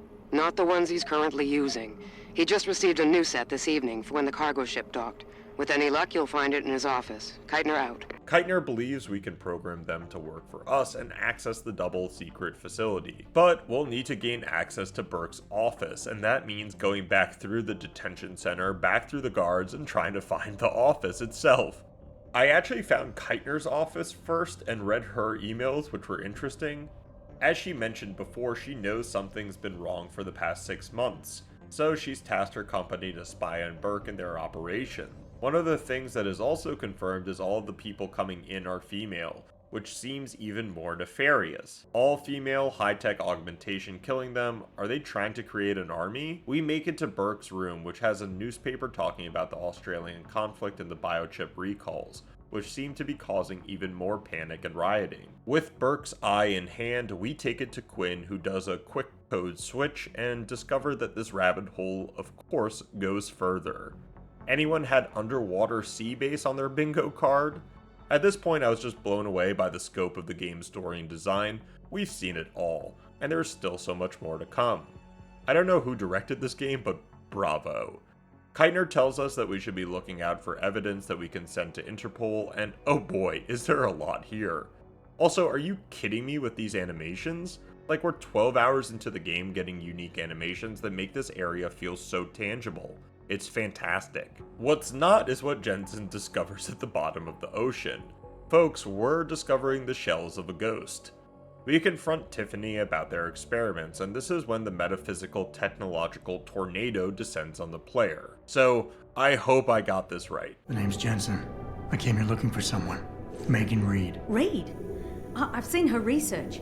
Gary thinks it could be the key we're missing. If she can be convinced to come here. Megan Reed was kidnapped, Kavanaugh. Violently.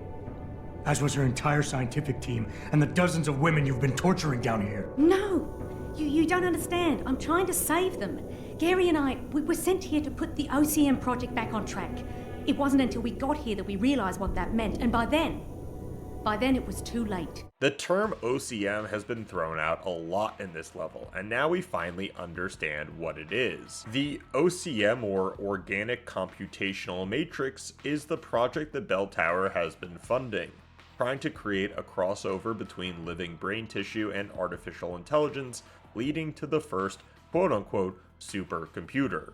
Part flesh, part silicone. Tiffany explains that the OCM started with the idea for super soldiers, or connected soldiers having communication abilities and other augmentations for communicating on the field of battle. The only way to do this was invasive surgeries into the cranium, which most governments or corporations shied away from. But Belltower. And now the blinds are opening up.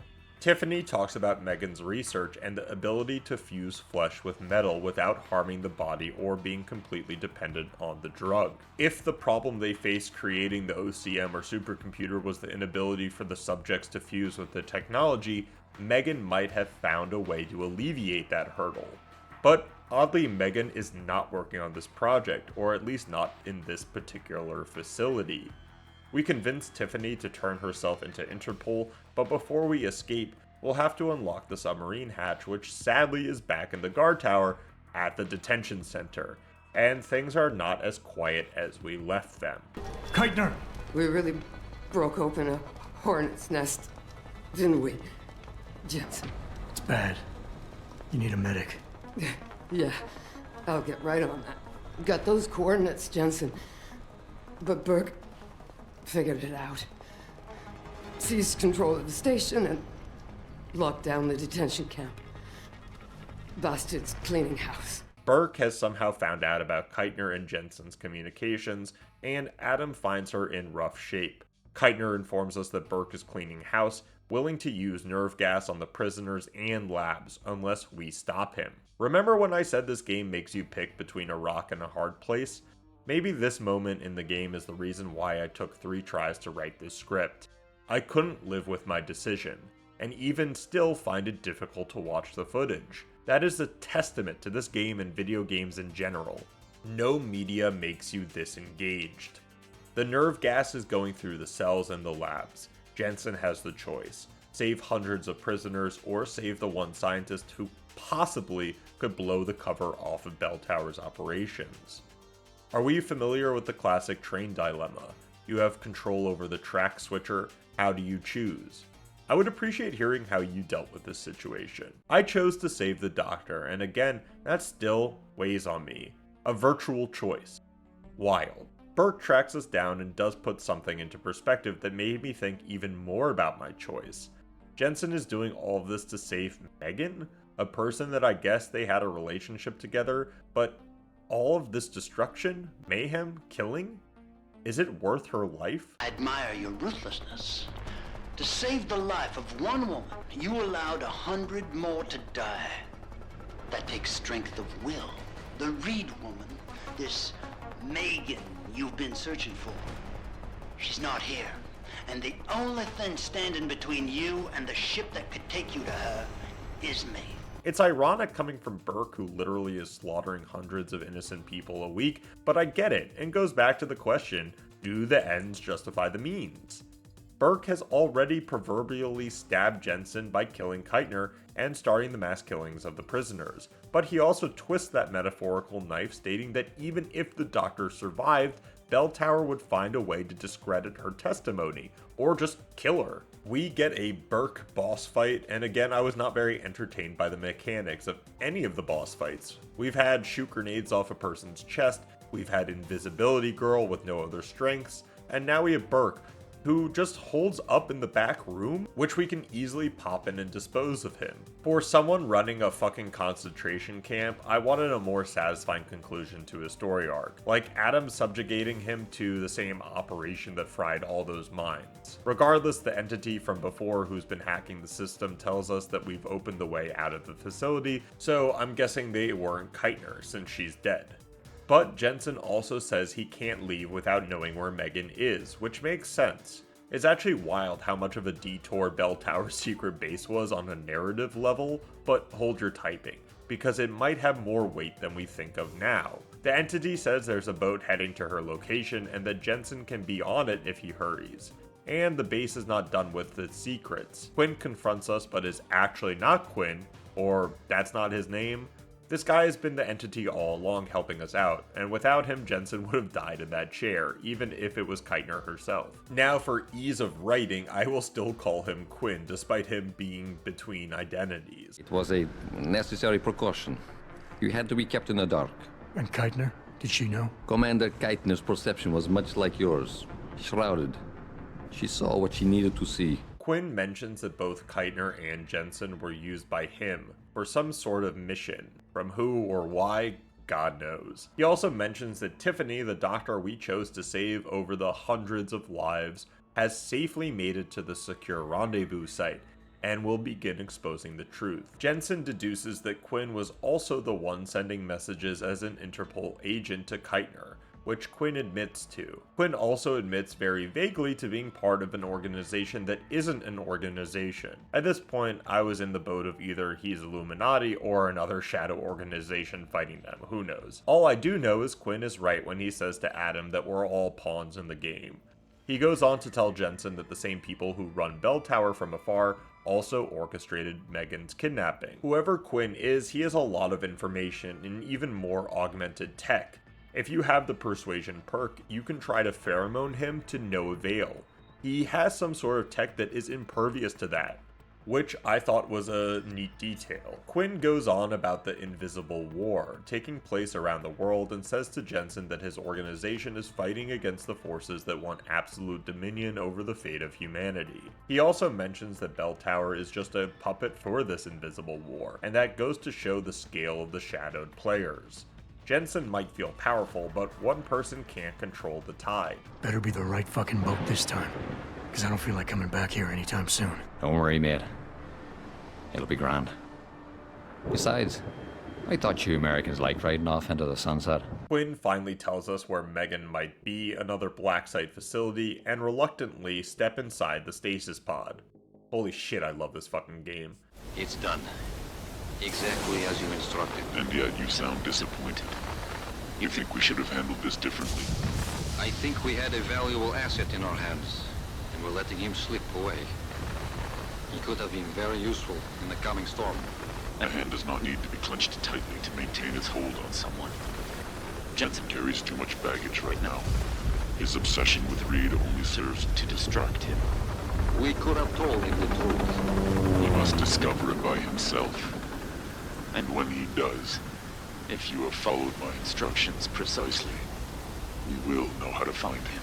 Jensen wakes up from the stasis pod, and luckily we're not in another interrogation cell. We get back in touch with Pritchard, who is beyond perplexed about our recent adventures. I'm pinging you now. You're in Singapore. Jensen enters the heavily guarded facility in search for Megan and her team. We meet our first member, and he's surprised on how Jensen looks. Again, this is a great small detail the director remembered to put in. The last time the scientist saw Adam, he was fully human. No augmentations. Now look at him. The scientists tell Jensen on what he's been working on, a broadcast software that directly signals into someone's implanted circuitry. Jensen demands to know where Megan is, and the scientists tell him she's in some super secret lab guarded by an almost infinite amount of guards. But we're both smart guys and come up with the idea to get the two other scientists to stage a distraction, simultaneously exploding the lab or doing some malfunction to cause the guards to investigate, leaving an opening for Adam to slip by. Talking to the other scientists was eye-opening. Some obviously were scared about being kidnapped or learning about Savchenko's killing, but there was an underlying belief that without the constraints of the government, or more specifically Sarif Industries, they could achieve more.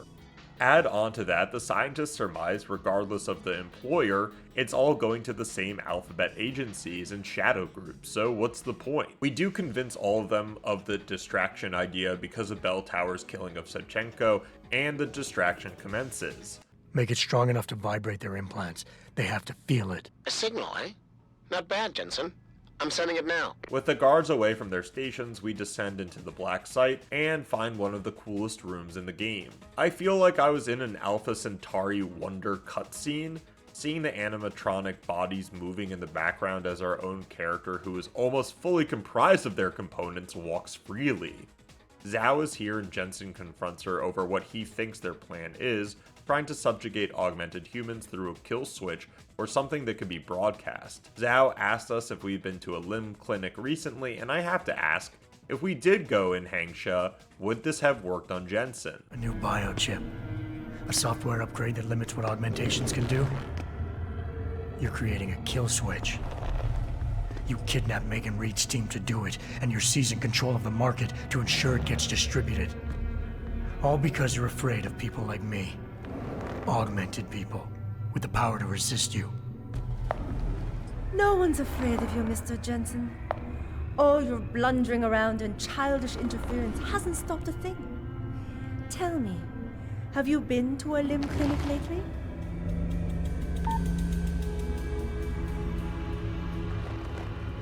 Let me guess. That was supposed to shut me down, right? You should be offline! Women never fail to underestimate men.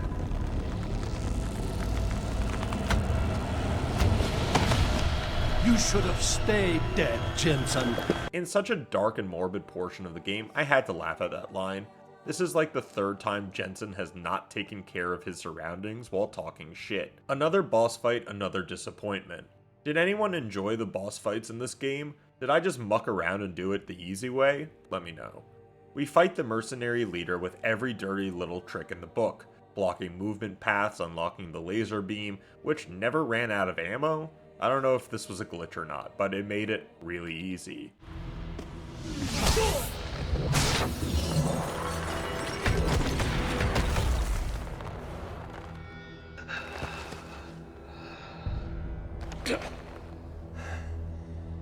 Finish it. Not until you tell me where Megan is. You've lost her, Jensen.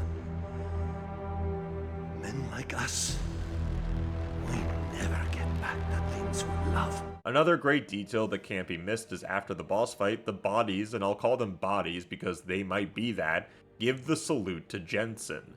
I was flabbergasted by this visual. As a big fan of sci-fi, this acknowledgement of the cyborg Victor was insanely well thought of, giving even more weight to what Adam was turning into. Adam makes his way through the double doors and we finally make it to Megan, who drops some major bombshells. Risked my life for you, Megan. I came halfway around the world, and for what? It's not what you think. Are you part of this? No! No, Adam, I swear it! Firstly, she doesn't seem to be in distress working for Belltower or whoever the shadow figures are. Secondly, she admits that Patient X, the one from the first cutscene with her and Adam, was in fact Adam. Dun dun. Yeah, in retrospect I see it now, but while in the moment my mind was blown. Play the Tim and Eric gif. This makes so much sense now as to why Megan told Sarif about Jensen and why they allowed him on the security detail. Was he even good at his job? She mentions that Hudero, Sarif's mentor, also knew about the possibility of Megan's research, and we finally learn that Darrow is the one that owns the facility we're in, and probably a lot more too. Megan pleads with Jensen to listen to her side, explaining that Darrow uncovered what TYM Medical was trying to do, create the dead switch, and instead I guess infiltrate the research to stop the ability being used? But who is responsible then for the OCM? Were all the test women we found in the ocean base based off of Adam's DNA? Were the robots we just walked by saluting us part of Adam's DNA?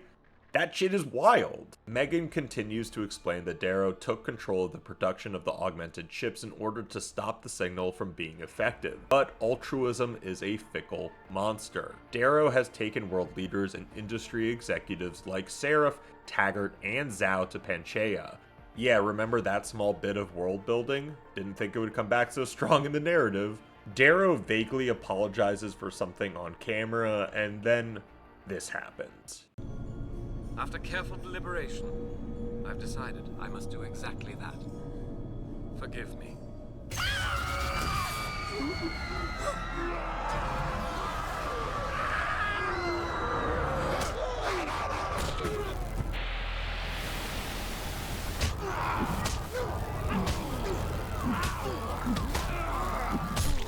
So let me get this straight. Instead of letting the kill switch happen and murdering millions of augmented people, Darrow thinks it's better to make everyone go crazy with augments, causing even more bloodshed. That doesn't make sense to me. Megan tells us how we can get out of the facility, but before, we had to hack her emails to find even more details, and she was definitely aware of what her research will bring. Darrow seems to be behind the OCM as well, since the email is talking about the visualization of a human, but they're a motherfucking robot. We don't have much time to think about all of this since the broadcast signal is worldwide, meaning that every person who fitted themselves with the new chip after the malfunction started is a maniac. Megan and team escape, and even though Jensen isn't done with her yet, he knows he has to make his way to Panchaea to stop the broadcast. But wait, how are we going to get all the way across the world on a helicopter we don't have time for? Right. Well, we're in the facility of a trillionaire. Automated systems online. Darrow sequence 1, code 1, 1A, preset and ready to engage. Suborbital trajectory plotted. Destination Panchaea. Begin countdown, Mr. Darrow. Begin countdown. And he has his own rocket. That's one way to travel.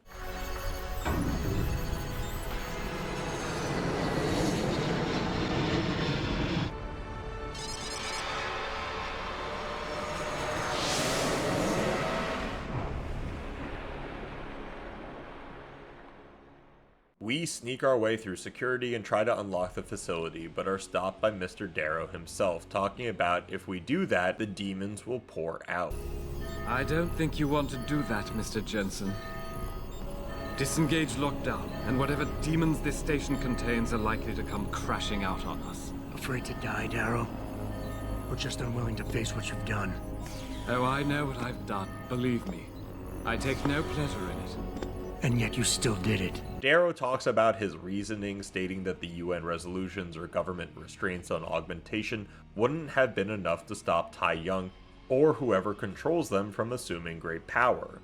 Darrow believes that this broadcast will show humans that augmentation is not the way of the future, which again, this is the dude that created the trend, so it's a bit of Frankenstein's monster in a way.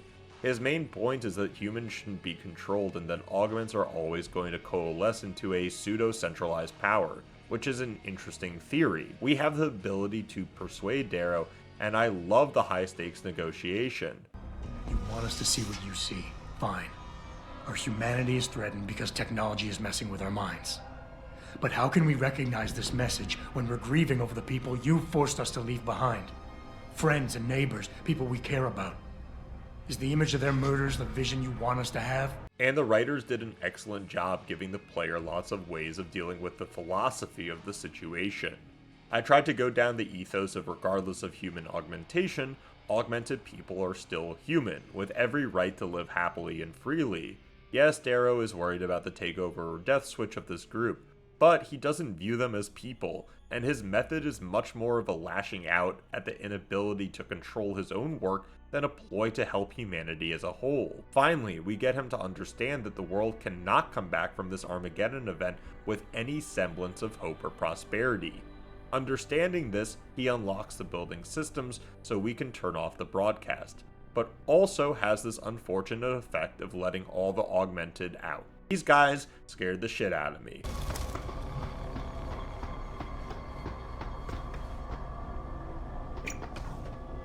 But also made me horribly sad, kind of like the Half-Life 2 zombies. Yes, they're going to rip you to shreds if they find you, but also they're humans under the control of something more powerful that they can't deal with. Mowing down hordes of these guys, which I had to do at times due to my gameplay choices, felt pretty horrible. Again, where do the ends justify the means? I asked myself a futile question during this portion: who really is at fault? I can't answer that, because to me, this is the classic case of so many threads of narrative coming together that no singular person orchestrated this. Even the shadow organizations and all that, it's so many individuals in this plot that made or broke it, I was kind of stunned.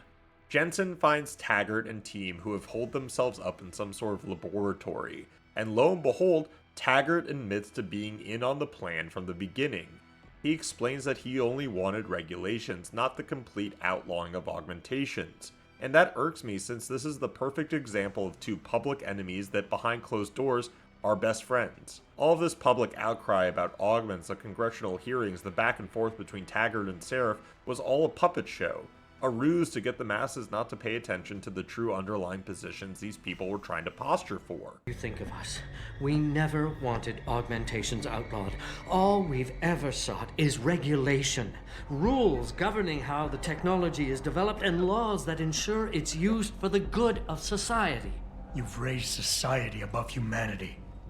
So who gets to make those rules? Jensen has a killer line about the balancing act between society and humanity. The biochip wasn't supposed to force people to do anything. It merely limited powers so that people couldn't go on killing sprees like the ones taking place right now. Amazing how well that worked out. I wanted to spit on Taggart after suggesting that we join his shadow organization to make the right choices. Folks, people that want you and society to make the right choices doesn't need to utilize the shadows. Taggart defends his position by saying that without control there is no freedom, going back to Jensen's police officer days. And again, Jensen has the perfect retort, saying he knows the difference between order and slavery. If you've never taken a philosophy course, there are a great amount of lectures on YouTube for free, or your local bookstore might have some books discounted. Because if this stuff intrigues you, there's a lot on it. Humans have been grappling with societal control, individualism, human distinction, and progress for centuries, literary and historically. I thought it was interesting that Taggart, Darrow, and Zhao, apart from the others, all thought the chip would do something different. Taggart exclaims to Jensen that he thought it would only stop the violent capabilities of augmented people. Darrow knew it would make them crazy, and Zhao thought it would kill them. See no evil, say no evil, hear no evil? Taggart tasks Jensen with trying to cover up the whole thing by saying that the neurazepine shipments were contaminated, causing the augmented people to go crazy.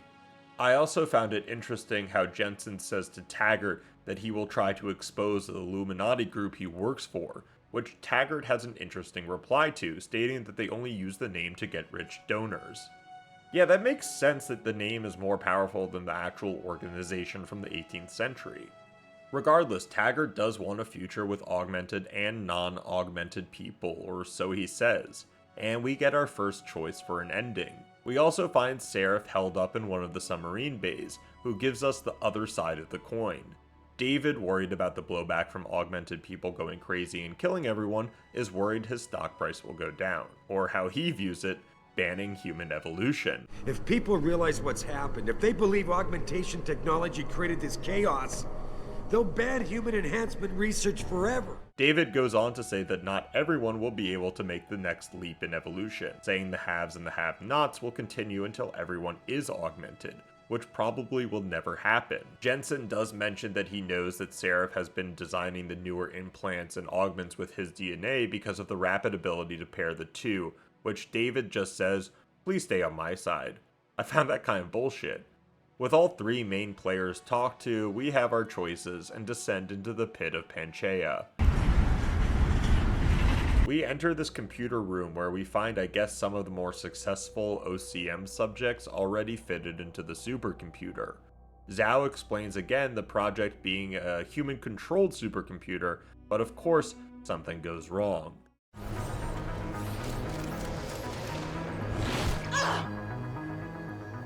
Someone has to override the signal and be the world's savior. And let's be honest, neither of us would trust anyone else to fill that role. Computer, begin EEG sync. So much pain.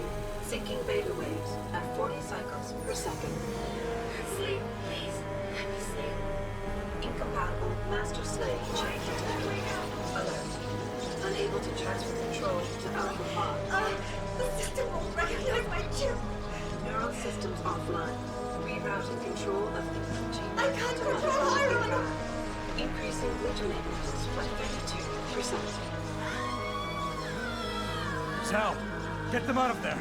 I have to reach the control chamber. No! I can still control it! I'm in control! Stop the signal! Security alert. Through the primary control panel. Oh shit. This was a good spectacle, and I enjoyed the visuals merged with the gameplay. You can't even touch Zhao at first and must disable the 3 OCMs plugged into the computer. Now, they are sentient and seem to also have pain receptors, which is really messed up, and I can't even describe it fully, but I'll try. These people were experimented on, neurologically changed to become a computer, yet still feel not only physical hurt, but the data stream actually has a physical effect on their mentality. Apart from all the Christ-like imagery on display here, there's nothing sanctimonious about this place, and I was glad to defeat Zhao. I can't take...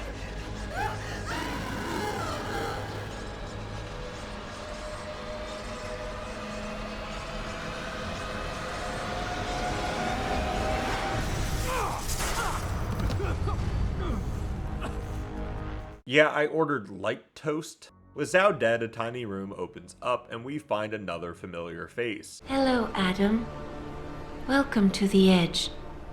It is not the end of the world, but you can see it from here. Eliza describes our situation as the fulcrum point, a moment in time where society lies in the balance, and Jensen is the sole provider of an answer. She goes through the different choices and their possibilities, all having some sort of positive, one could argue, and negatives. The shitty thing is Eliza is giving all these options with the sole intention of manipulating everyone to see it their way. For the second to last time, do the ends justify the means here? Do we tell a lie because we think its effect will outweigh the sin? Do we obscure our knowledge so others can live without its burden? These are heavy choices for a game and really made me think not only about the reasons behind it, but the consequences of my actions also. I chose to broadcast Darrow's confession without any lies or deceit. Even if Eliza warns this could convince mankind to cast away higher technologies for good, but I thought of it as this. What is the good of anything if you live within a lie?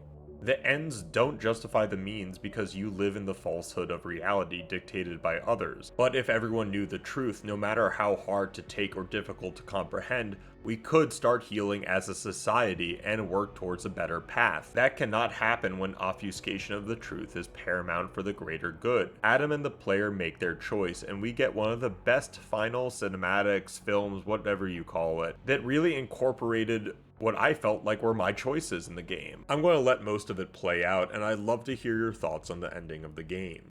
Albert Einstein said, technological progress is like an axe in the hands of a pathological criminal. Took me a while, but I finally see his point. How often have we chased the dream of progress only to see it perverted? More often than not, haven't the machines we built to improve life shattered the lives of millions? And now we want to turn that dream on ourselves to fundamentally improve who we are. Experience has shown me how dangerous that can be. How many times in the Call of Duty did I almost fall into the trap of taking shortcuts, abusing my abilities or the resources at hand? I resisted. Barely at times, because I valued human lives and considerations. Can I truly despise others who fall? Technology offers us strength. Strength enables dominance, and dominance paves the way for abuse. Darrow understood this. He knew that using technology to become something more than we are risks losing our ability to love, aspire, or make moral choices. The very things that make us human. It also risks giving some men the power to make others what they choose, regardless of the cost to human dignity.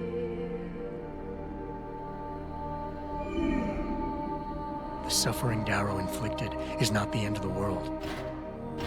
It is merely the seed for change. And change never comes without pain. And that's Human Revolution. My goodness gracious. I'm kind of tearing up as I write this because this game had a huge impact on me, and is one of the greatest presentations of the human condition I've experienced in video games. There were so many other questions not answered, like where Megan and her team left to, what will happen to Belltower, how will the Illuminati fight back against Jensen and the other forces now openly fighting that invisible war. Well, I truly appreciate you taking the time to listen to this retrospective. I would love to hear your thoughts on the choices, presentation, you name it, that the game delivered for you. Everyone wears shoes, we just fill different sized ones. I'm excited also to check out the next game in the series, even though I've heard mixed things. But until that time, thank you again, and as always, see you next time. Huh, I can do that.